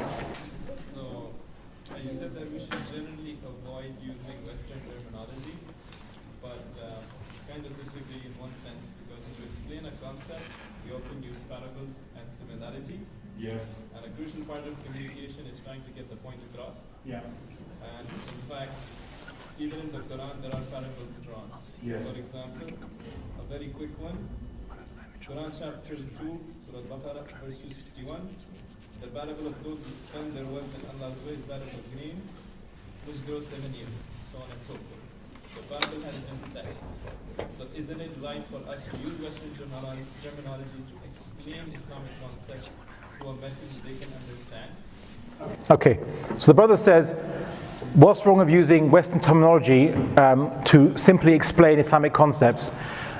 Provided they explain Islamic concepts. When they actually give a different, they actually cause confusion because they give different meanings, then don't use them. Right? Because then they won't be explaining Islamic concepts, they'll be explaining Western concepts interposed onto Islamic ideas. Where do you think many liberal Muslims, conservative Muslims, socialist Muslims get the confusions from? They take a Western term, they take its definition, they think it agrees with an Islamic term, and they get really, and then they end up making un-Islamic judgments. Okay? So the prerequisite of using a term is that term actually is a good replica or similar to the term you're wanting to explain it with. So that would be my response. Okay, any other? Okay, let's go through the contentions quicker because I know I want to get to Q&A. So, brother there. Salam. What's wrong with avoiding fitna at all costs? Yes. Going by your analogy, there is a small group of people who want to beat the lie. Yeah. They don't have enough support from their community. They decide to go on their own. It's a suicide mission. Yeah. So, in a Western context, yeah. Like that we don't have institutions, but the institutions are not strong enough to voice this. So, if you go on your own, you're basically putting your family in danger because you lose your job and you're going to be provide and you're going to be on business or on social service, which is again going back and depending on state. Yeah. So, another problem of not avoiding fitna at all costs is that you're not building your own institutions. Why? Because you want to go into their secular liberal institutions and try to change them. So there's no opportunity to build your own institutions because when you avoid all costs, yeah. you build your own schools, you build your own community centers. So I didn't understand why avoid. Okay, so the brother said, to summarize, sometimes, like, let's say if someone could speak the truth, they might lose their job, they might not be able to feed their family, it will end up being worse for them than if they had just remained quiet, because there seems to be little to gain to speak out against something you at least probably can't change properly. Why can't Muslims build their own institutions, and so on and so forth. And usually the parable of that, let's say not everyone goes into the forest, but just a few people go into the forest to kill the tiger, and they all end up being killed. So what's the point of that? Okay, so these are good, it's interesting contention. I'll simply say this. Doing the right thing doesn't mean you take the most direct route to do so, like lemming, and just run straight at it and get completely destroyed. You can have hikmah, you can have wisdom about things. As long as you have a plan, versus not having any plan at all and not having any action. But you at least make a plan, do something, even if it's not going to give you immediate results. So be clever about it. So yeah, you don't necessarily need to shout from the rafters if you're in a place where you know you might lose employment, but there are other things. So maybe let's give an example. I thought about this, right? So if you're a Muslim public speaker, you're a da'i, and you say certain things, your employment prospects are probably going to go downhill, generally speaking, for speaking the truth. But if you as an individual, if you're not a public speaker, obviously again your employment prospects would go downhill. So how do we resolve this? Do we not speak out for the truth? What do we do? Well, maybe, for example, we combine resources, fund our own intellectuals, so that the Ummah is their employers, right? So that yes, they can't target you because you haven't said anything, But your money is going to these people who are making it very public, and you're simply just, and you're supporting them, and you're making them popular, and so you've achieved the objective of speaking out, but without necessarily being unwise about it. Yeah. Okay, that's not an actual plan. I'm just giving an example to what you mentioned. Yeah. So let's have wisdom. Let's have wisdom, but having no plan is planning to fail. Was my point. Have some plan, basically, but a plan with wisdom. Anyway, any other contentions? Okay, brother with the red cap. Wa alaikum salam. You mentioned that conservatism is impractical with Islam because when Quran was first introduced to people of Quraysh, they had to change, right? Perhaps they predetermined understandings and traditions. If we take conservatism merely as a concept that wants to preserve and perhaps conserve their cultures, like all the practices that stopped the work in the past and should therefore be introduced in present and future. In a contemporary world, if we see a huge difference between the Arabic world and then if you look at the way people live and celebrate their life perhaps in Afghanistan, Indonesia, Pakistan, there's different cultures that exist, right? That have been preserved for centuries and are still being practiced. Well, wouldn't that in itself be a sense or a version of conservatism? Because if book is one, shouldn't we see similar lifestyle and traditions throughout all Islamic countries? But the fact that difference exists, isn't that kind of evidence of some sense of conservatism? Okay, so to summarize, there are many peoples around the world, Muslim and non-Muslim, that follow practices that date back thousands of years, traditional ways of making pottery, traditional ways of farming, traditional ways of fishing, hunting, so on and so forth. Must we change that? And surely must they change themselves to adopt newer ways or different ways or what have you? The simple point is that you've kind of missed the main point of conservatism, which is they use a term that we all took uncritically, but contains the hidden poison pill, which is what works, defined by who? What do you mean by work? What does success look like? What are you defining success by? So what is your good and bad? Conservatism contains hidden inside it its idea of good and bad, right?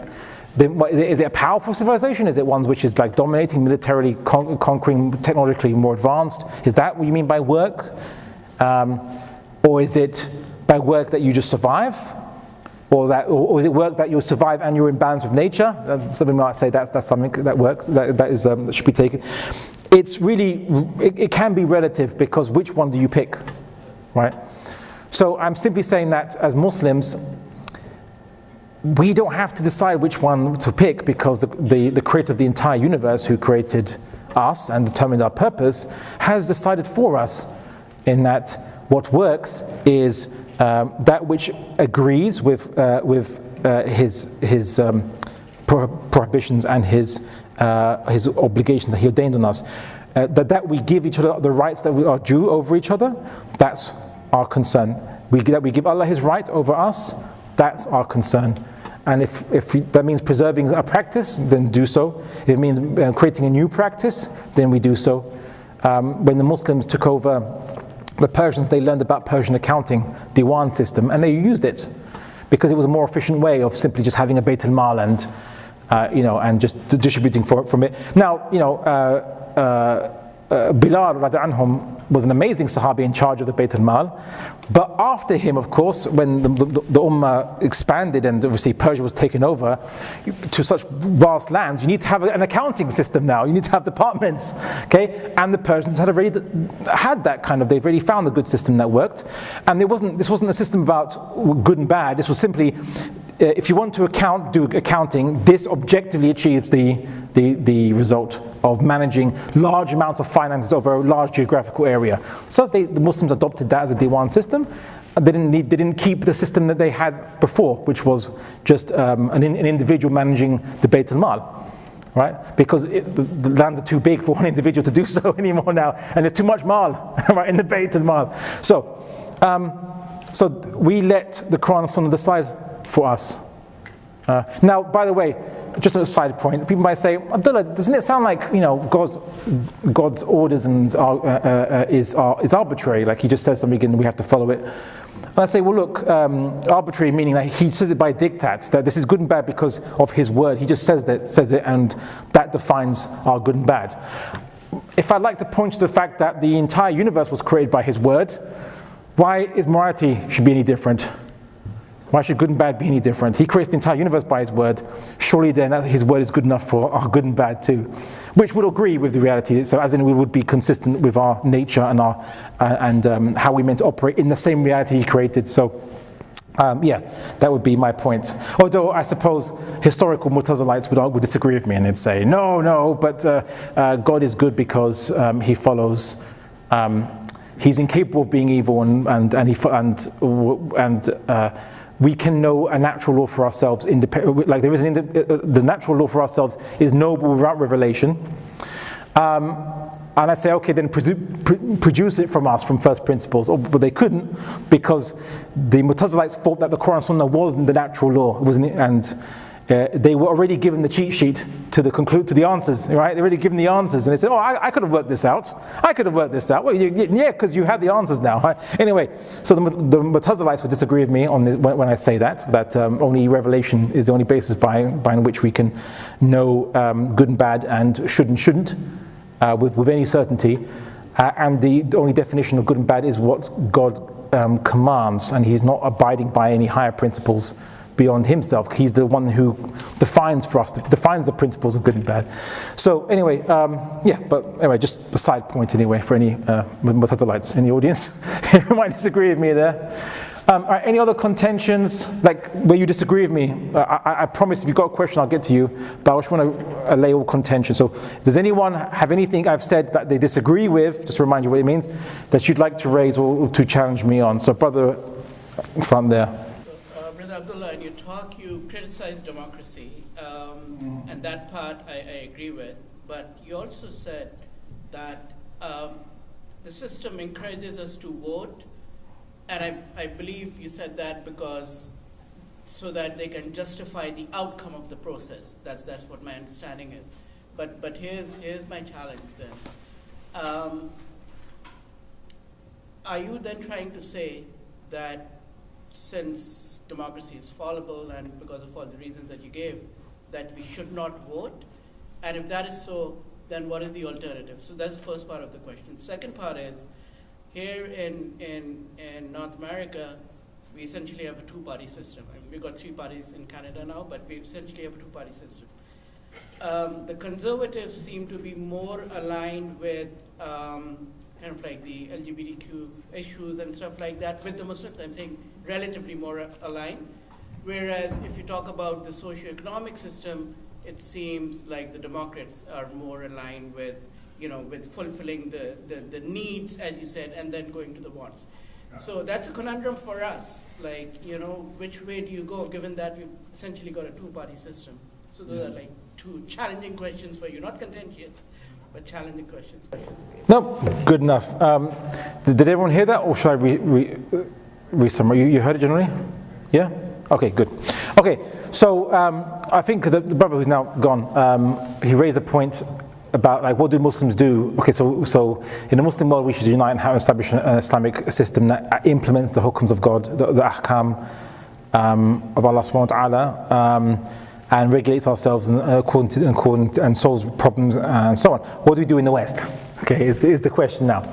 So the Quran gives us guidance on this. Do not dispute the people of the book unless you witness them committing injustice, as in when they're not being consistent to their principles, when they're making one rule for one rule for someone else. So like Sweden gave the go-ahead for Quran burning to go ahead, but I believe it prevented someone from, I believe, I'm double check it because I've only read it in cursory glancing, to desecrate a Jewish symbol in a similar manner or some kind of similar manner. And we would say, be consistent. Okay, you can't just say one rule for one and not a different rule for someone else. That's not justice by the Islamic definition of being consistent between like cases. Now, as Muslims, we're meant to be shuhadat al-nas, right? The witnesses to mankind. Okay, so we have to be the ones that call non-Muslims to the true solutions behind their problems, even if they don't like those solutions or they don't want to hear it from us. That's our job here. Okay, we raise contentions when they commit injustice. We dispute with them when they're not being consistent, and we call them to the guidance of Islam and to its superior solutions. And we criticize them from an Islamic lens, verbally, campaigning, and so on and so forth. That's our job. But what about these? If the conservatives are, maybe let's say conservatives might be against gender pronouns being enforced. Let's just say, for the sake of argument, that was the case. And but these social democrats, they're supporting welfare causes for the poor that we would obviously sympathize with. What do we do? What does the Quran say? Cooperate in the good and do not cooperate in sin and transgression. Right? The Quran gives you the guidance already. So we will cooperate with those, provided it is specifically mandated by Islam what we're cooperating on, not that they say something similar and all right, let's just jump in there on their boat. No, because they might take us on their boat down the wrong path, right? So simply one issue cooperations, and only to the extent that it agrees with what Islam says, right? Judged by the Islamic basis, and we make it clear to them, here's our limits, okay? And likewise with social welfare issues, again, we do the same thing, yeah? We in a way, we will stand apart from them in terms of ideologically speaking, but at the same time, they will see that we will either criticize when they're not being consistent, we will be calling them to the deen with passion and confidence in ourselves that we're upon the truth, and they'll see us cooperating with them on very limited issues where it coincides completely with Islam, completely. As for voting, now there's certain modern day scholars that have made a difference of opinion on the matter. So I will give you both opinions, and because there's ikhtilaf, my scope as a da'i ends. Right? I can't advocate a matter of ikhtilaf to you because it's outside my remit, my job role, so to speak, but my pay grade. But when you ask me a question of ikhtilaf, I'm bound to present to you both, and you need to then choose yourself. So one opinion says that voting for legislators is shirk and kufr because only Allah is the legislator, right? And that's it. If you want to vote for executives, like local mayor that does resource distribution, then Prophet Yusuf alayhi salam was a distributor of resources for Pharaoh, right? So you can do that. You can be that. You can be an administrator in the government. You can even elect local representatives to manage resource distribution things. That's resource distribution, not an issue. But legislators who define halal and haram of the state, only God does that. That's one opinion. The second opinion is that if it concerns the possibility of Muslims facing persecution, if they don't get involved, then you can step in and vote for legislators that you think won't persecute you so much. But there's ikhtilaf as to how much persecution is required. Does it mean like death camps if you don't vote? Then that's the same as someone telling you, pray to Hubal, or I shoot you. So okay, then you're forgiven for praying to an idol if your life is threatened. So those are the two opinions. You research them and choose what you think is closest to the truth, not what you think is like more likable to you. That's not the criteria. What do you think Allah subhanahu wa ta'ala will judge you on as the strongest position? Which one do you think is the strongest position that Allah actually would will if you? What do you think anyway? That's basically based on the dalil and the arguments given by the scholars. Because obviously you can evaluate the scholars' arguments, of course. They have to give you dalil and the arguments. You look at it and then you make comparison as best you can. Yeah, so I hope that answers your point. That's a good follow-up. Sure. And you don't have to answer this if you don't want to. Do you vote? Nope. You do not. I don't vote. Yeah, but what I meant earlier on is like voting is bay'ah, basically. Bay'ah. They need you to vote. John Locke and Thomas Hobbes mention that voting is ratifying the system. Basically, the American Revolution was based on the colonies not being given representation in Parliament. So they argued that no taxation without representation, because the government, the British government, don't have the authority to tax them because they haven't been authorized by the voters in the colonies, because they don't get to vote in the British Parliament, basically. So that was their argument. So yeah, that's where they got it from. All right, any other, technically we haven't got to questions yet. Any contention, anything I've said that you disagree with? Brother in the back there. Yeah, my question has two sides.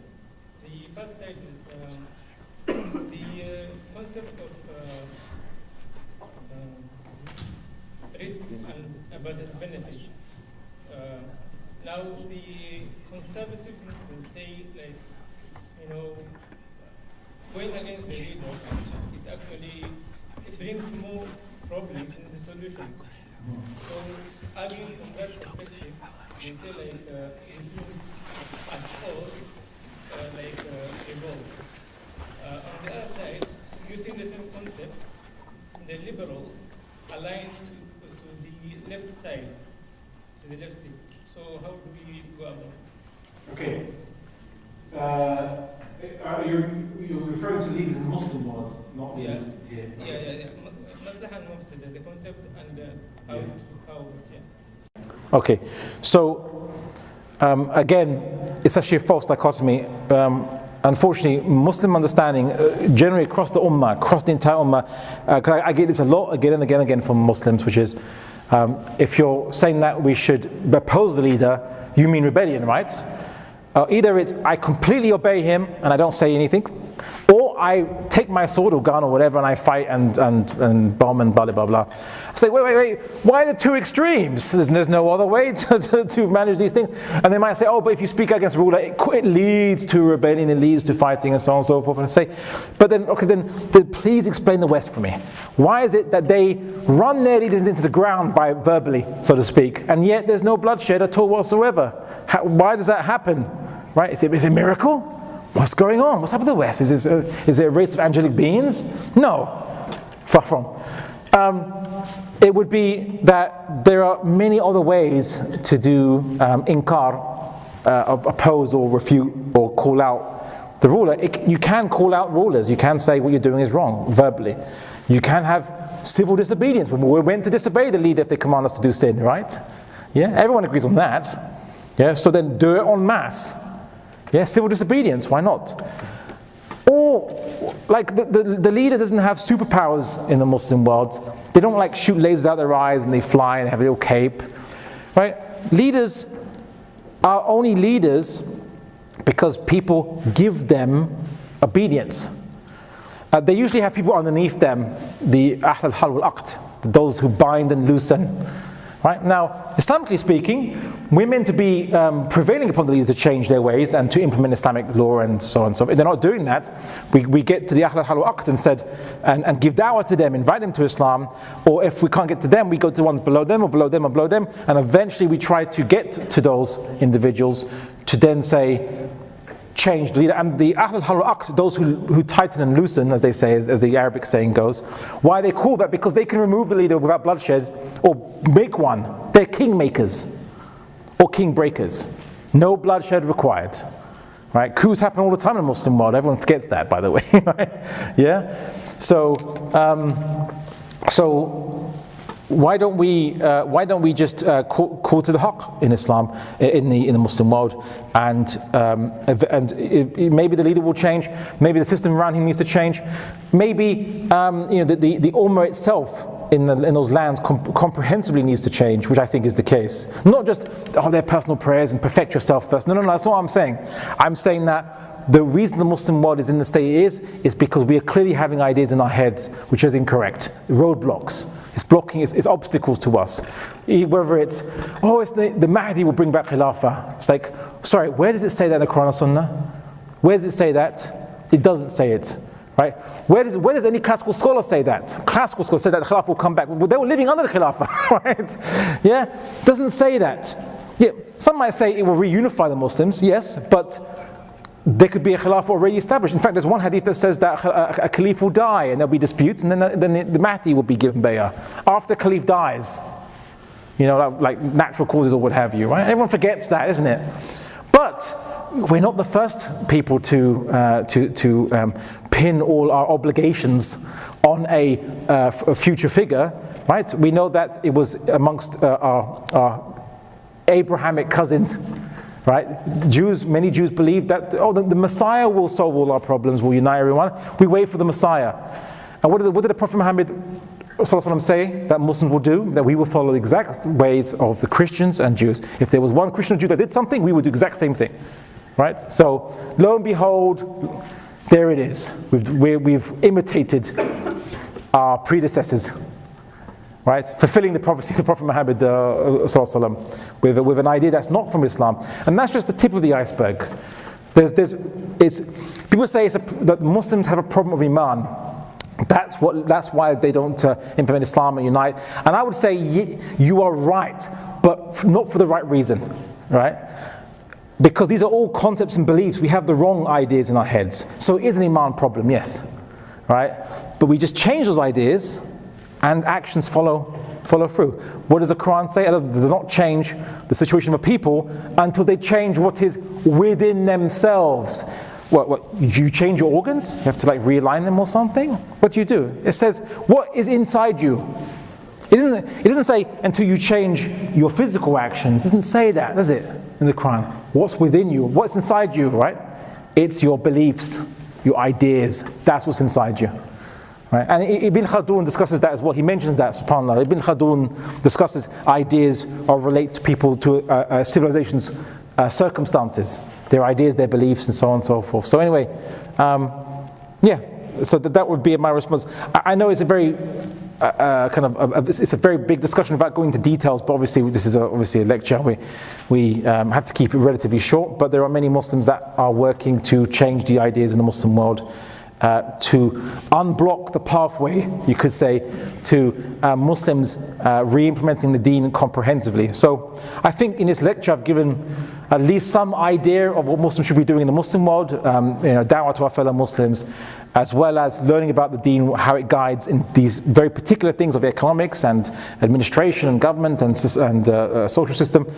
As well as in the West, we also have certain roles that we need to fulfill too. The da'wah to non-Muslims, being witnesses to mankind, as well as not disputing with them unless they commit injustice, cooperating with them only when they're doing good, and only until that point, up until they do good, and not cooperating with them when they go into evil, they're doing something bad. Even if you remember, but if we cooperate with them in a little bit of evil, they'll help us in a lot of good. No, we don't make those kind of bargains. Why? Because we're not utilitarians. We're not here to say, how much physical benefit can I get in my lifetime, by jigging the system. No. For us, the good is being witnesses to mankind. If I cooperate with someone advocating falsehood, I'm going against the very purpose I'm here for, to be witnesses to mankind. And then I'm being witnesses to kufr, not to mankind of the haqq. I'm being witnesses to mankind of kufr, of falsehood and so on and so forth. So I hope I've somehow summarized in some way the Islamic perspective in both a Muslim-controlled land and a non-Muslim controlled land, generally. Okay, well, technically we haven't got around to questions yet. It's specifically, yeah? 5 days, are you tired? You can perhaps save some Q&A for tomorrow? No, I'm okay. I may or may not have taken an energy shot. So anyway, sister.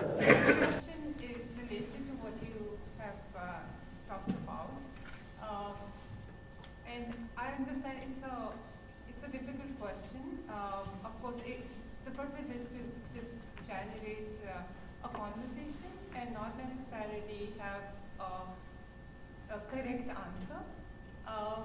I teach at a university in Islamabad, and I'm basically a student of international politics, international security issues.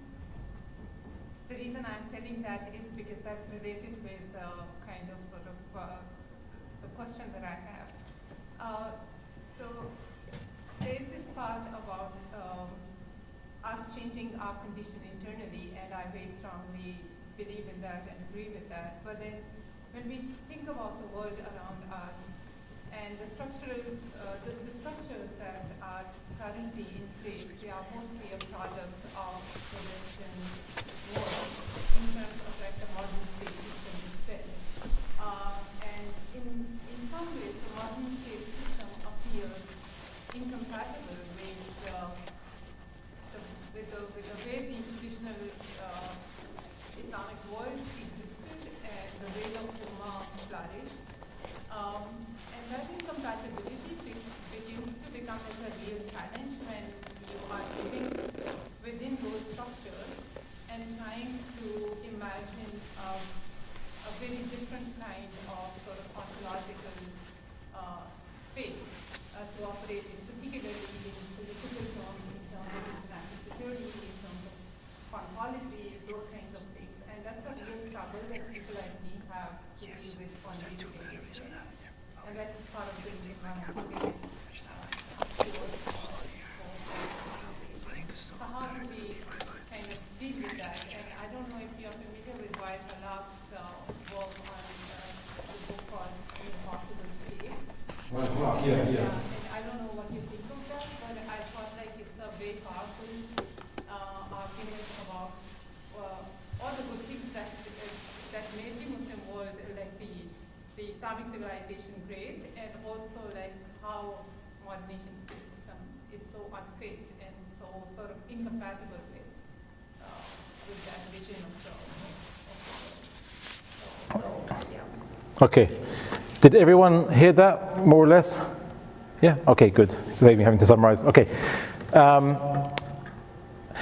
Okay, so I think implicit in your question is something that I think resides in every Muslim's mind when they start turning towards thinking about Islamic guidance towards the statecraft is how do you implement classical Islamic guidance, which was for a system that existed where states were separated, or the states controlled land, and the fastest means of conveyance and transportation was horses, camels, sailing ships, wheelbarrows and things like this.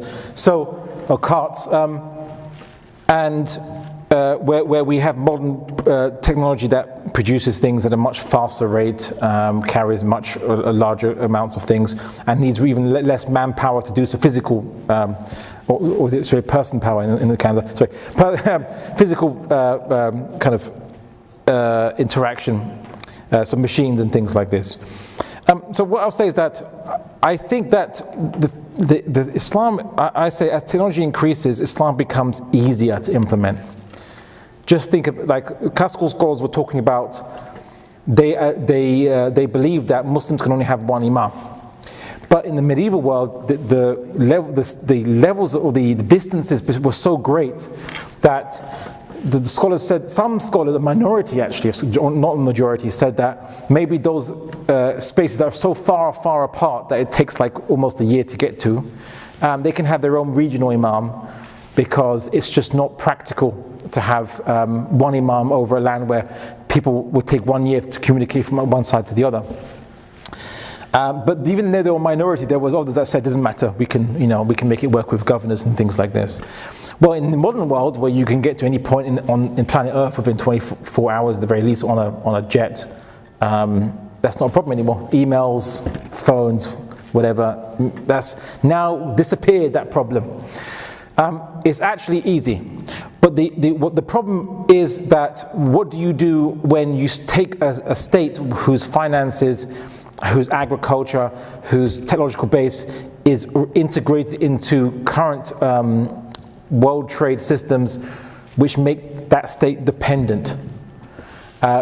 Starting from that basis, it's very difficult, yes.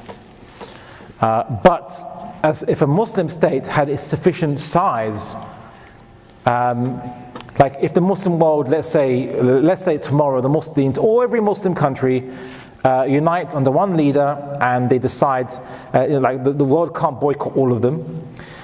They could also start trading just with each other, and they can begin to make themselves self-sufficient agriculturally, which is the basis behind every economic system, agricultural, ideally agricultural self-sufficiency. In the modern world, everyone hopes that someone else will give you grain for your trading of what you can do, and obviously the Russian invasion of Ukraine has shown that comes with certain risks and problems.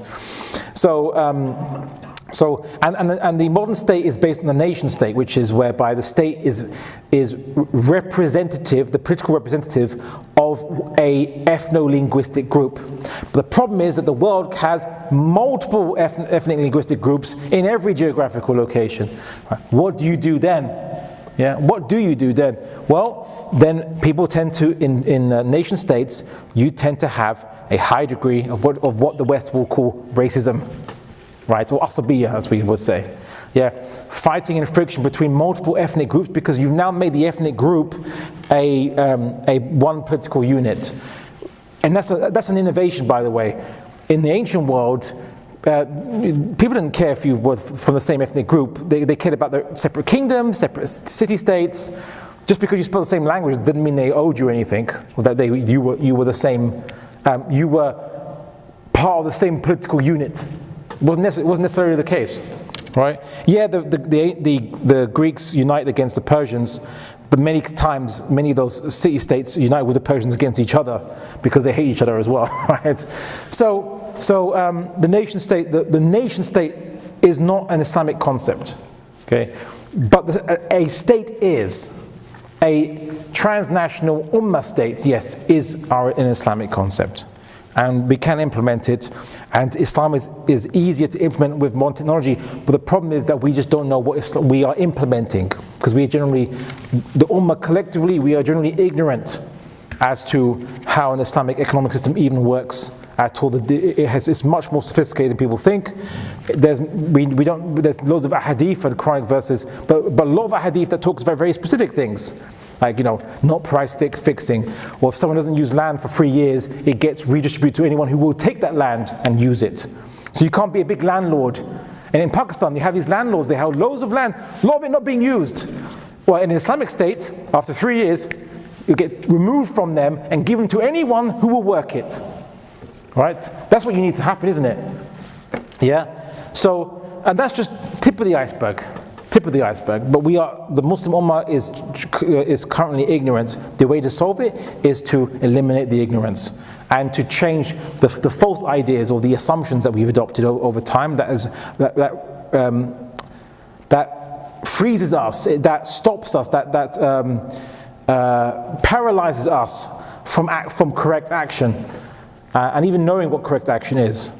So I think some people might have imagined, because they didn't generally, many youth look at some older guy coming to them and saying, this guy's going to say, haram, haram, haram, don't do what you're doing, but not giving an alternative. Yeah? Well, I'm giving you an alternative.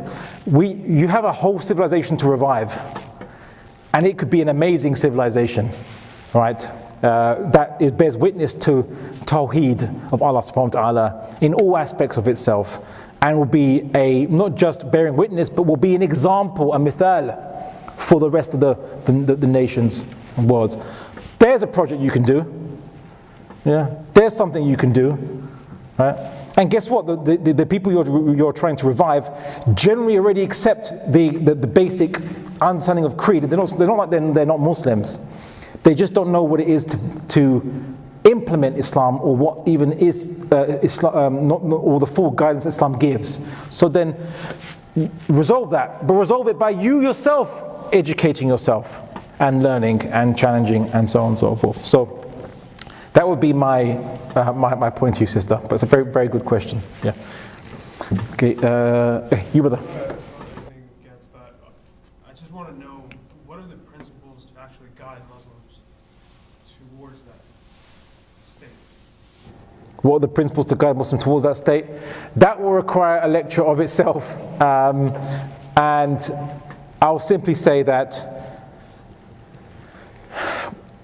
I'll reduce it to two principles. One, which is eliminate all the assumptions in yourself that don't come from the Quran and Sunnah. You'll be surprised there's a lot of them. I know, because I found lots in myself, and I'm still finding them. right? And second is actually get to know the deen that you profess. I'm not being presumptuous about what your knowledge, but I'm simply saying that as a general second principle that all Muslims should adopt. Find out what your deen says about things, about specific matters, not just if a mosquito bites me and takes blood from me, do I have to redo my wudu? A bit more than that, yeah. How does it solve poverty? How does Islam solve poverty? How does Islam solve malnutrition? How does Islam solve public resources like gas and electricity? How does it get that to the people who need it? Right? Specific questions. There are people who've already answered it, applying classical principles already understood, or principles from the Quran and Sunnah. And there's many people that have already done that. But get to know it yourself. If you don't know it, then how are you going to get everyone else to do it? How are you going to revive a civilization if you don't know? If you yourself are not revived, so to speak? Yeah. So I'll reduce my advice to just those 2 points. But there's more we can expand on. Inshallah, we can do that. Okay, brother on the side there. When you mentioned Lord Cromer, why would he not think that way, that the culture is inferior to his culture? Because he's seeing like the empirical results of the Egyptian culture, and he concludes that it's therefore inferior to his culture because of the technological differences and stuff like that. Also, question related to that one: why would the white man, at the time, like the transatlantic slavery started, why would they not see that Africans are inferior to them? Same question, why would they think of them as equals, even though they see them as way less advanced? So why would they think of them as equals? Why would they not think of them as equals? Sorry. Why would they think of them as equals? What reason would they ever have to think of them as equals if they saw they were not as technologically advanced as the? Okay, very good question. Okay, so your first question about Lord Cromer in Egypt. They're both related. They're both related, yeah. Okay, so I suppose on Thursday we'll be covering questions of race and where these things come from. Why do people look down on each other? Where does the assumptions come from? How comes, for example, if it was just a question of white people looking down upon anyone who's not white or not North European facial structure, then how come they don't do the same with Asians, for example? The Asians tend to be quite successful, and regardless, even though, like China, for example, is not necessarily deemed to be the best friend of the West in all times, right? But why then, these are all fascinating questions which I will probably going to answer on Thursday. All right. Do you adjust like the technological advancement part? The technological, yeah. Well, okay. The idea of equality. Okay. So you'd be surprised. I'll discuss it on Thursday. But you'd be surprised that the early Europeans, the Europeans that were encountering nations around the world during the 1400s, when they first started exploring. You can always say even the Vikings uncovered the New World and blah blah blah, and called people might say don't call it the New World because it was always there. But I mean from the European perspective, the Europeans around the 1400s they were Christian. Okay, I'm saying the obvious. There was no enlightenment just yet. There was no secular materialistic philosophy. So they thought that everybody was Bani Adam, like we do. So they thought everyone had souls, or most people had souls anyway. And they didn't think of natives as inherently less in the eyes of God, initially. But with the exception that the natives were infidels, right? They weren't Christian, but they could be saved, right? And then they could potentially be equal by embracing Christianity. But with the rise of more materialistic ideologies, they then became more empirical about things, which really just means speculating. and so then they began the idea of superior races and inferior races due to technology and intelligence, and that kind of stuff became when the discourses in the West became more secular, ironically. So the secularists basically were more racist than the religious, historically speaking. Because remember, in the ancient world, people encountered people from all over the place, both inferior or more superior. And in the ancient world, there was a common principle, which is anyone who's not my people are barbarians. Okay, well, for the most part, not every single case. The Greeks thought everyone else was barbarians. Romans thought everybody else was barbarians. The Egyptians thought everybody else was barbarians. The Chinese called themselves the Middle Kingdom. Why? Because they said, we're in the middle of the earth. We're in the middle of the world. Everyone else are barbarians around us. Everyone thinks everyone else is barbarians, basically. Right? So, anyway, we'll discuss that on Thursday a bit more. Okay, any other contentions? Things I disagree with? Have I cowed you all into silence now? Okay, now questions, guys. Okay, question then. You're the first question, okay, I'm not the last question, but you're the first official question of tonight, so. Can you distinguish between wants and needs when you talked about how the Islamic economic system is a better alternative? Can I distinguish between wants and needs? Yeah, pretty much. You need something. You need food to survive. You need clothes to keep you warm. You need shelter to protect you from the elements and not die from exposure. You don't need a TV. You don't need rims on your car. Do we like this? Sorry? There's a hierarchy of needs, right? Some people come up with the idea of a hierarchy. Laslow's, yeah. This is a hierarchy of needs. Need is like it's something that something of negative consequence to your existence, your very existence, will come about if you don't have. Okay. Needs is something that is was used in order term lazmi, or Arabic lazm, but it's something that you need to survive and to live a good life, right? And no, survive. Just survive. Yeah, survive. You need food to survive. You need heat and shelter to survive. You need obviously food, heat, shelter, water. That's your needs. Everything else is luxuries. There you go. That should simple.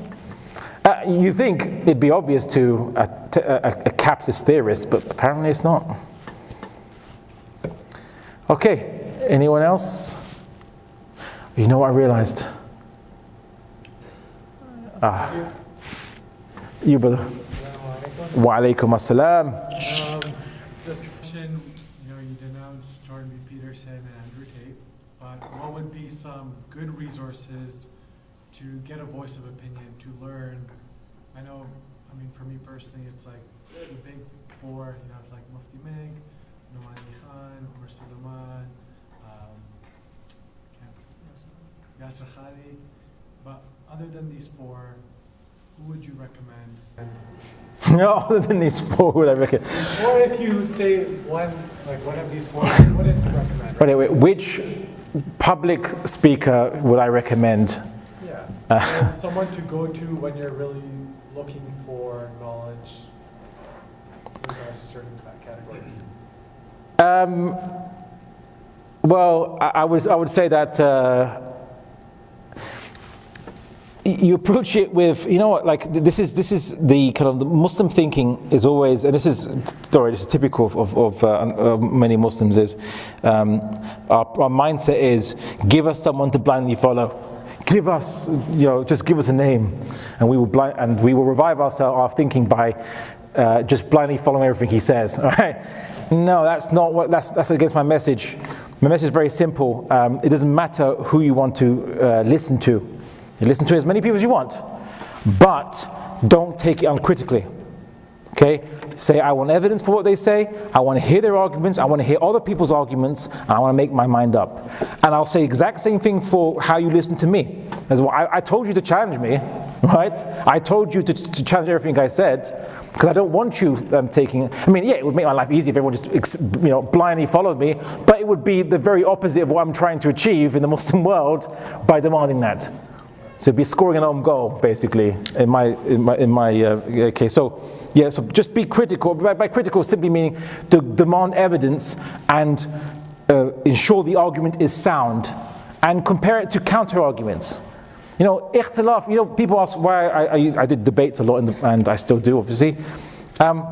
Difference of opinion, you learn so much by encountering difference of opinion, more than by never encountering it, just reading one book and not hearing all the different opinions. So, I mean, yeah, you learn so much. I've learned actually so much about the Deen of Islam. It's political fiqh, it's guidance by looking at kufr, right? But what it's not. Because you know so much more about what something is when you know about what it's not, right? So I was actually just about to ask, yeah. What would you say is the best way about going about doing things in regards to learning about Islam and increasing your knowledge? Well, you know what people say, people ask me, there's one question I find difficult to answer, very quickly. They say, brother, can you give me a reading list of books I have to read? Like, no, I don't want to give you a reading list of books. My approach has always been read everything. And I know that's not really helpful to you. Like, what do you mean just read everything? Like what? No, like read everything you can on every different topic. I find that, the author of reality itself is one.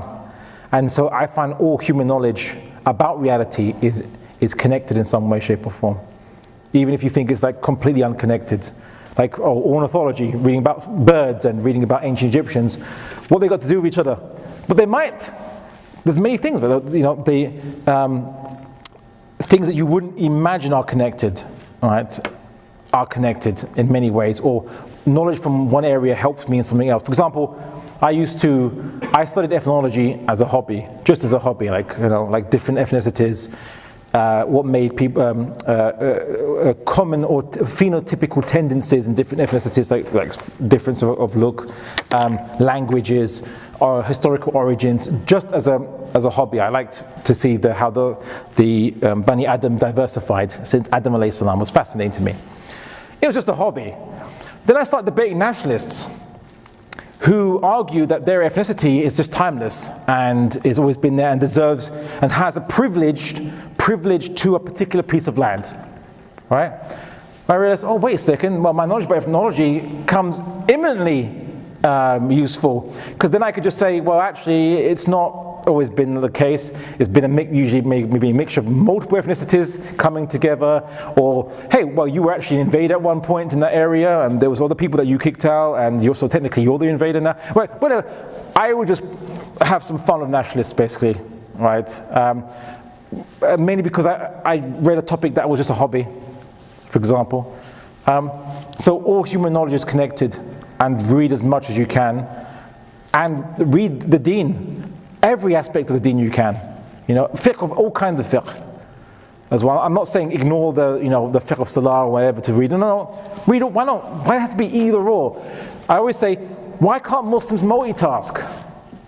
Can't you do multiple things at the same time? Do you have to say, no, I have to perfect myself in my salah before I can pay zakat, before I can, like what? Seriously? Somebody say, I have to perfect my aqidah before I can. What do you mean perfect your aqidah? There were people becoming Muslim in the time of Prophet Muhammad all they said was Allah they just pointed up, there's Allah, and that's it, and they're Muslim. Right? No, like, you have to go through books of Aqidah and read a checklist of things you must believe in before. Like, no, none of that was required, basically. So we overcomplicate, and we kind of only monotask or something. It's very weird, basically. But it's not human to do that. As humans, you're doing multiple things every week, not only one thing every week. You know, so. That would be my recommendation. Read everything. Sorry, it's not helpful. But you know what? Always keep the Quran as a book you're constantly reading alongside. Okay, I know that sounds obvious, right? But I'm not just saying it just simply for liturgical reasons. No. The more you learn about the world, the more the Quran opens up to you. Right? I learned so much about the Quran by reading about Allah's other ayat, which is His universe, and everything that happens in it.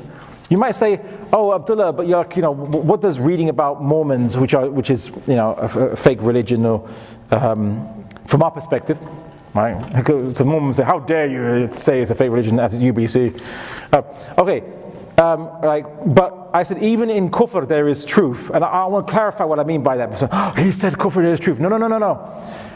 The truth in kufr is that if a human being has adopted kufr, it tells you something about human nature in certain circumstances. The Quran is full of reminding us about how humans are nisyan, right? We forget and we make the same mistakes, or we fall into traps, we fall into weaknesses and persuasions and desires.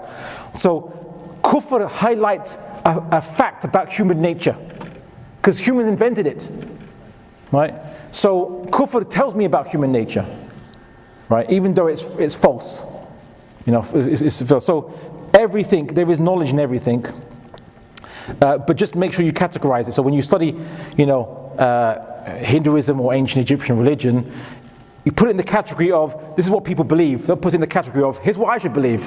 I often said that the difference between me and, let's say, a socialist, a liberal, and a conservative, or what have you, is simply the category where we put the political philosophy.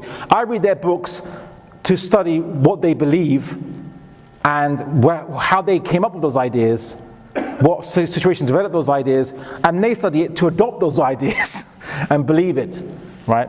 And then, so we need to make sure that we categorize that knowledge in the right place. Not, put the books in the fiction section, not in the non-fiction section. In essence, would be the best way of putting it. So I hope that answers your question, basically. Yeah. Okay. But like, this is something, you've got some tough stamina, you guys. Okay. Yeah. Don't push yourself too much. I mean, it's not late, but I don't want you to okay. Well, okay. I mean, I have not been in keeping up with my sleep recently, but every time I come to Canada, that's always the case, because there's I'm just bouncing around from different location to location. Okay, so I'll take two more questions or points. So you, sir, and then the brother at the back, and then if you want to speak to me afterwards, we can do that. Good question. So, in terms of bringing about a change in Muslim countries, what I heard you say essentially is, first of all, a change in the thought process. Essentially, that's what I heard you say. Yeah. If there is a leader in a Muslim country who's a tyrant, is there more than that the people can do and should do? So, be more active and even taking up arms. Is there space for that or not? Taking up arms, I wouldn't say. So there isn't. Well, I say, like, the Muslim world today is in such a state that it wouldn't achieve the objective, okay, or revive it, because basically, if you take up arms against a tyrant, and the Ummah still you have not changed their mindset and mentality, all they'll see is one faction against another faction. They won't see what you're actually trying to do if your aim was to create justice and an Islamic system by Allah's hukum. They wouldn't understand that, right? They'll simply say that you're leveraging religion to get power, because in the Muslim world,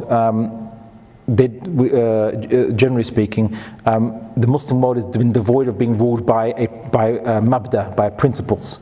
So it's just about leverage in the Muslim world. So everyone is cynical. They just think, oh, you just want power. Because the ruler has chief muftis, they appoint. And the chief muftis go like stamp of approval to the leader, so that everyone uses or misuses the label of Islam to justify their cause. So that if you haven't changed the mindset of the Ummah, they won't see the difference between you guys. So then you're just fighting for no reason then, basically, yeah? Brother at the back.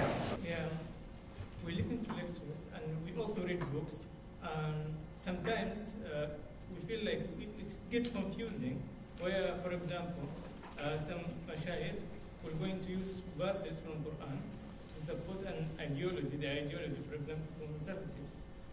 At the same time, the conservatives, yeah, they use Quran verses to support their ideology, and on the other side, for example, the liberals also use the same ayahs, the exact same ayahs, to support their ideologies. Now, which way to go? Like, for a lay person, as a Muslim, we get really confused, and in that tug of war, should be aligned.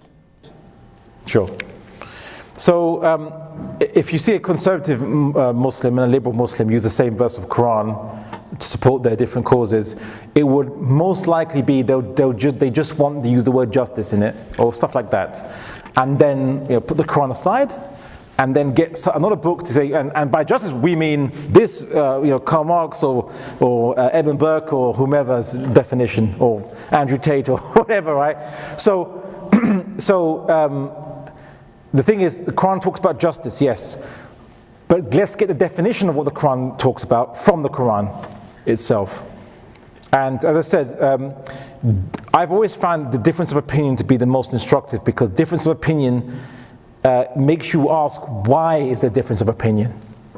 And then it opens up to a deeper, then you might find a more deeper principle that you would never have seen if you just if you didn't question the layer, the outward layer. So you need to see contradictions to then question to see an underlying principle. You need to see, investigate. If you see difference of opinion, investigate.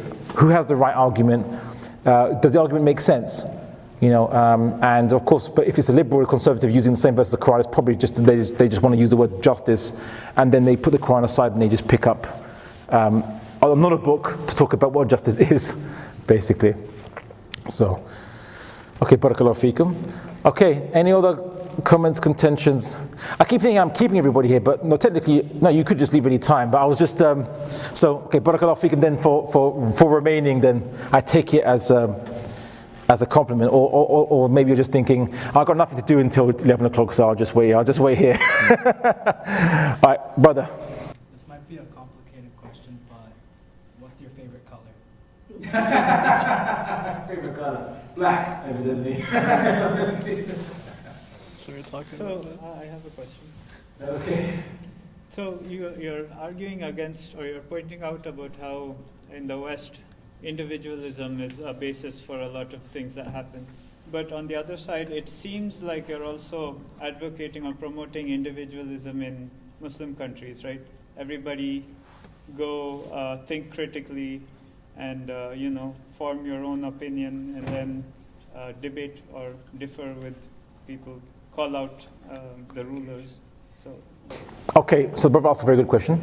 He says, I criticize individualism in the West, but am I not calling for it in the Muslim world by telling Muslims to form their own opinion and they think for yourself? Right? No, I haven't said that phrase, but I think that's what you're referring to, because you probably heard it a lot. So I want to qualify something. I don't think that you should be critical because you should think for yourself. Right? Everyone thinks. Right? Everyone thinks for themselves, as in they think, well, what do I need to know, or what do I have to learn, or what do I do? Everyone thinks for themselves. So it's not really saying anything. But what I mean is that don't follow something without evidence and good argument. Or argument meaning inference from the evidence. What does the evidence tell you? That's what we mean by an argument, right? So, because Muslims, we have an obligation to Allah subhanahu wa ta'ala to follow the haqq, and we will be accountable to Allah for our decisions and choices.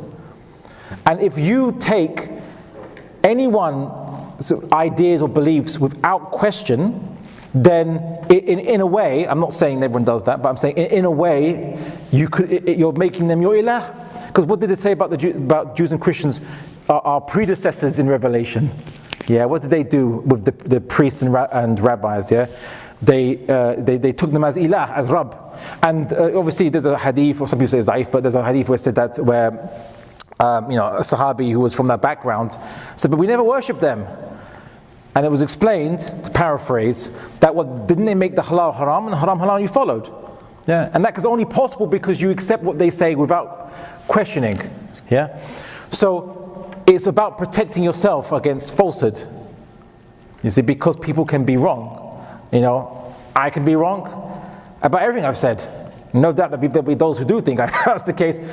But the question is that I don't want you to take my word for things, right? Not because you're an individual, no, because you have a personal responsibility to Allah subhanahu wa ta'ala to account for everything you take and you believe and that you adopt. You have that obligation. And if the Muslim ummah, every Muslim took took that upon themselves, we would clear ourselves of kufr, of assumptions, of falsehoods. And then would benefit our actions. And then we could work together better when we clear assumptions from ourselves. So that's why as Muslims we need to do that. Not because we're all individuals, you should think for yourself. No, none of that. None of that rubbish. Yeah. See, liberals don't, okay, I suppose, okay, it's generalization, but the liberal that talks about thinking for yourself is more, the value they see is more that an individual manifests his individuality, like he separates himself from society by not blindly following it. Not whether he is following the truth or not, right? The liberal more concerns themselves that the individual is being a more pure individual, right? As opposed to following the truth. But if you live in a society where everyone's following the truth, then follow what everyone else is doing. As long as you're doing it because you're convinced because you see they're following the truth. So follow the herd if the herd's going in the right direction, right? Or don't follow the herd if it's going in the wrong direction. For the liberal, they'll simply say, just don't follow the herd. It doesn't matter where the herd's going. A follow-up to that is, even in Islamic history, let's say without any external influence from other ideologies, even just among Muslims there has been difference, right? And so they weren't perfectly converging on one set of beliefs, for example. They had slight differences. So how do we also need to have a common way of not calling each other non-Muslims, or the way of disagreeing and things like that? Okay, so how do we deal with a bunch of people who don't agree on everything? How do we bring them together in a collective sense?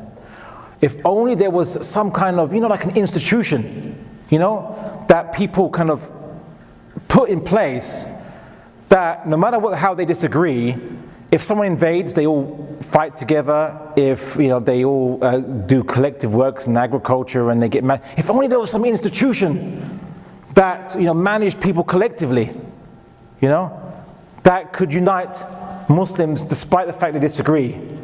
I'm being facetious here. It's called the state. What do you think the government does? Right? Like the classical scholars, they describe statecraft. They say, why is an imam obligatory? The imam unites the people, whether they even disagree or not, it doesn't matter. Unites the people in common affairs. Right? That's government. That's why we're not anarchists. Yeah? It's not a mystery. It's not magic. Right? But the Muslim Ummah thinks it's the case, because we're so detached, not even just from Quran and Sunnah, but even from reality itself. Like, how do we do these things? This is across the Ummah. I've seen this, and it's kind of like. But if I was to tell any Muslim, if I was to tell you or anyone, I say, okay. Let's put the Ummah aside for 1 second. Let's consider a hypothetical experiment. Imagine there's people on an island, and there's a plane crash, and they've all survivors, and they have to work together.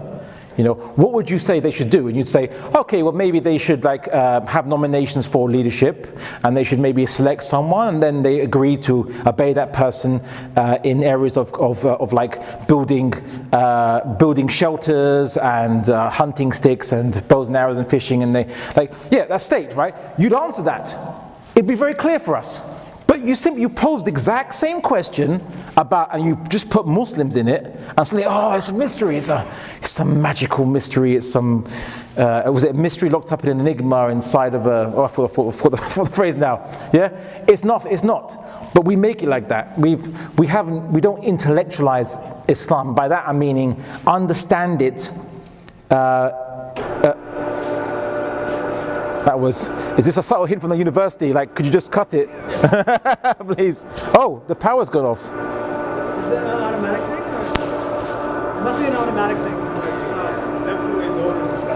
All right. Well, let it be for the record, I stayed to the end, yeah? Oh, he ran off. Abdullah just ran off and he didn't answer my question. Anyway, but that's what I'm saying is that, like, just to understand, I know people call it common sense, but the joke is common sense isn't common. So I say, like, just detach yourself from assumptions and say, how would you resolve the problem with a hypothetical group of people? You know, and then why not just put the word Muslim into it and do it? Back to the original question. Yeah. Then this person who unites the people could be a tyrant and they're off track, they kill their opponents. And again, how do we ever stop a leader from being a tyrant and being crazy and killing anyone he wants, what have you? If only there was some kind of like a document or something that we can all agree to, and that even the leader's bound by, that if we all just followed it, it would then prevent, we could have leadership that could be removed or what have you, depending on whether they follow the terms of the document. If only there was some kind of thing or institution that we could do this. Well, yeah, I'm joking. It's called a constitution, and the West has successfully, and we have to say it, they have successfully implemented a system, simply constitutional-based rule. The soldiers of the army, the generals of the army, they don't have a loyalty to who sits on the presidential seat. They have loyalty to the presidential seat itself, right? Yeah. So if the leader, if let's say Donald Trump or Trudeau goes crazy, if Trudeau goes nuts and says, right, let's kill everyone who doesn't accept gender pronouns, okay, then you know no one's gonna. Well, people might obey him, but no, they wouldn't accept. They'll say no, we're not going to do that, right? Why not? Because he's the president, right, or the prime minister. Yeah. Why wouldn't they accept his orders? Does he not have power? Well, yeah, he's elected. Why would they say no to it? Because they don't follow him, they follow the institution. Yeah, you know what? The T.E. Lawrence, or something called Lawrence of Arabia, subhanAllah, as I said, he observed something about, well, it was about the Arabs in Arabia because he's with the Arabs, but I think it applies to all Muslims. He said that Muslims don't, well, Arabs, he was talking about Arabs anyway, but he said Arabs don't make deals with institutions, they make deals with people. So the Arabs would make deals with with the king of England. They wouldn't make a deal with the British government as an institution, or they don't understand that concept. And whenever you talk about like, oh, we need to establish Khilafah, they'll say, okay, but who will be the Khalifa? I say, well, who cares, right? Like, you have the institution established, you have the checks and balances. It doesn't matter then, doesn't it? Yeah, Donald Trump is a complete incompetent individual. I think we can say this objectively. Yeah, I don't think they're going to challenge me on this. Yeah, and yet the United States of America doesn't collapse because he was in the presidential seat. Why? Because there's a whole administration of competent individuals who are given those positions based on competence to do that, which run it so he could be sleeping all day and all night, and it will still run. It wouldn't collapse. Yeah. He's given briefings where they give him a number of options. Experts who they've worked in that role for 30 years, even though he's only been in a role for 4 years, let's just say, you know, in his role. And they say, just pick an option. Right? Each one has, and they just give him summaries. And like, this has advantages, disadvantages, and he makes a choice. That's what he does, right? Why doesn't America collapse then, when it's ruled by an incompetent person? Right? And technically he tried to be tyrannical, get people to rush into Congress, yeah, wearing weird horn hats and whatever, right? Yeah? It didn't work. It was actually a farce. Yeah, because the people are loyal to the system, not to individuals. But in the Muslim world, it's all about personality. So the leader has to have his face everywhere, so you know who you're loyal to, right? No one's loyal to the ideas or the ideals of the system. The whole point of Khilafah, successorship, it doesn't matter who the Caliph is, but the fact that you have a successorship to the Prophet Muhammad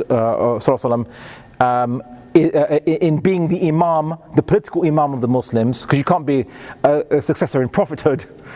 You can't continue the prophethood because you're not a prophet, unless you're Ahmadi, and if they would say yes, you can. But as Muslims, you know, we need to think about institutions rather than individuals. It's very shallow thinking to think about individuals. It's institutions, it's constitutions that make that make civilization, not just one individual that happens to be very good or very nice. It's like we're waiting for, or if only we had just one leader who's really nice and clever and charming, and he could just solve all these problems. And it's like, well, then you'll be waiting a very, very, very, very long time, basically, and if forever. So yeah, that will be my answer to it. Okay, absolutely final question then, and then inshallah we'll leave some for tomorrow. Leave some for the rest of the week, yeah? Because there are institutions around the world that are actually spreading these doctrines that they're not necessarily left or right. Well, you can say they're left or right, but they're not honest. Where Prophet Muhammad and Sunnah is actually honest, right? That's what I would call it. Like, he's not left or right. He looks, what is the benefit of this? Who's not left or right? So Prophet Muhammad is teaching, right? Yeah. Which is Quran and Sunnah. Yeah. And you said something about, okay, how can we spread this? It's through institutions, right? Right. No, I said that Muslims should think about constructing institutions and basing civilization, Islamic civilization, on institutions, things which are put into place, like documents that with constitutions, with organizations of government that have fixed functions. Those are the things that build civilization, not just having people that you hope will just do a good job and not be corrupt and that kind of stuff. Because these institutions, they will put in place some doctrines that it could benefit people and one part of the world, but not the other. So where are these principles coming from? Because some of them, it's coming from Sunnah. I think I was being too. Okay, so I think it's just too. We're going to a vague area, so I'll clarify, and maybe it will. You'll understand what I'm saying. Islam is a set of ideas about principles and commandments and good and bad and things like this. Okay, we believe in the ideas. We don't believe in any particular Muslim today that is a prophet or is a we don't believe in any prophets today. Okay, so why do we need to focus on making or instituting people as opposed to instituting the principles themselves? Being loyal to the principles, implementing the principles, not caring about just individuals. The Muslim world currently is governed by people who care about their people or individuals, their faction, their tribe, their interest group, whatever, right? Your clique, your cartel, your what have you, right? That's how the Muslim world is currently organized today, okay? But in the West, yes, there are interest groups and there are lobbies. Yes, that's true too. But there's something else alongside this, which is that there's no American general that wants power that can say, "I'll just do a coup and take over power in Washington." No, because they'll be shot and killed eventually, because no one will accept it. Because why? Because it goes against the principles that everyone has accepted to live by in the state. Okay, so why can't we do the same? But with the haqq. Is it harder than kufr? Well, the principles they're simpler than The principles are simpler. Well, the principles of who is the leader or who is the administrator, what their roles, their limitations of powers. These things Islam defines. And that will be through these, or that's... Sorry? Through hadith or Quran?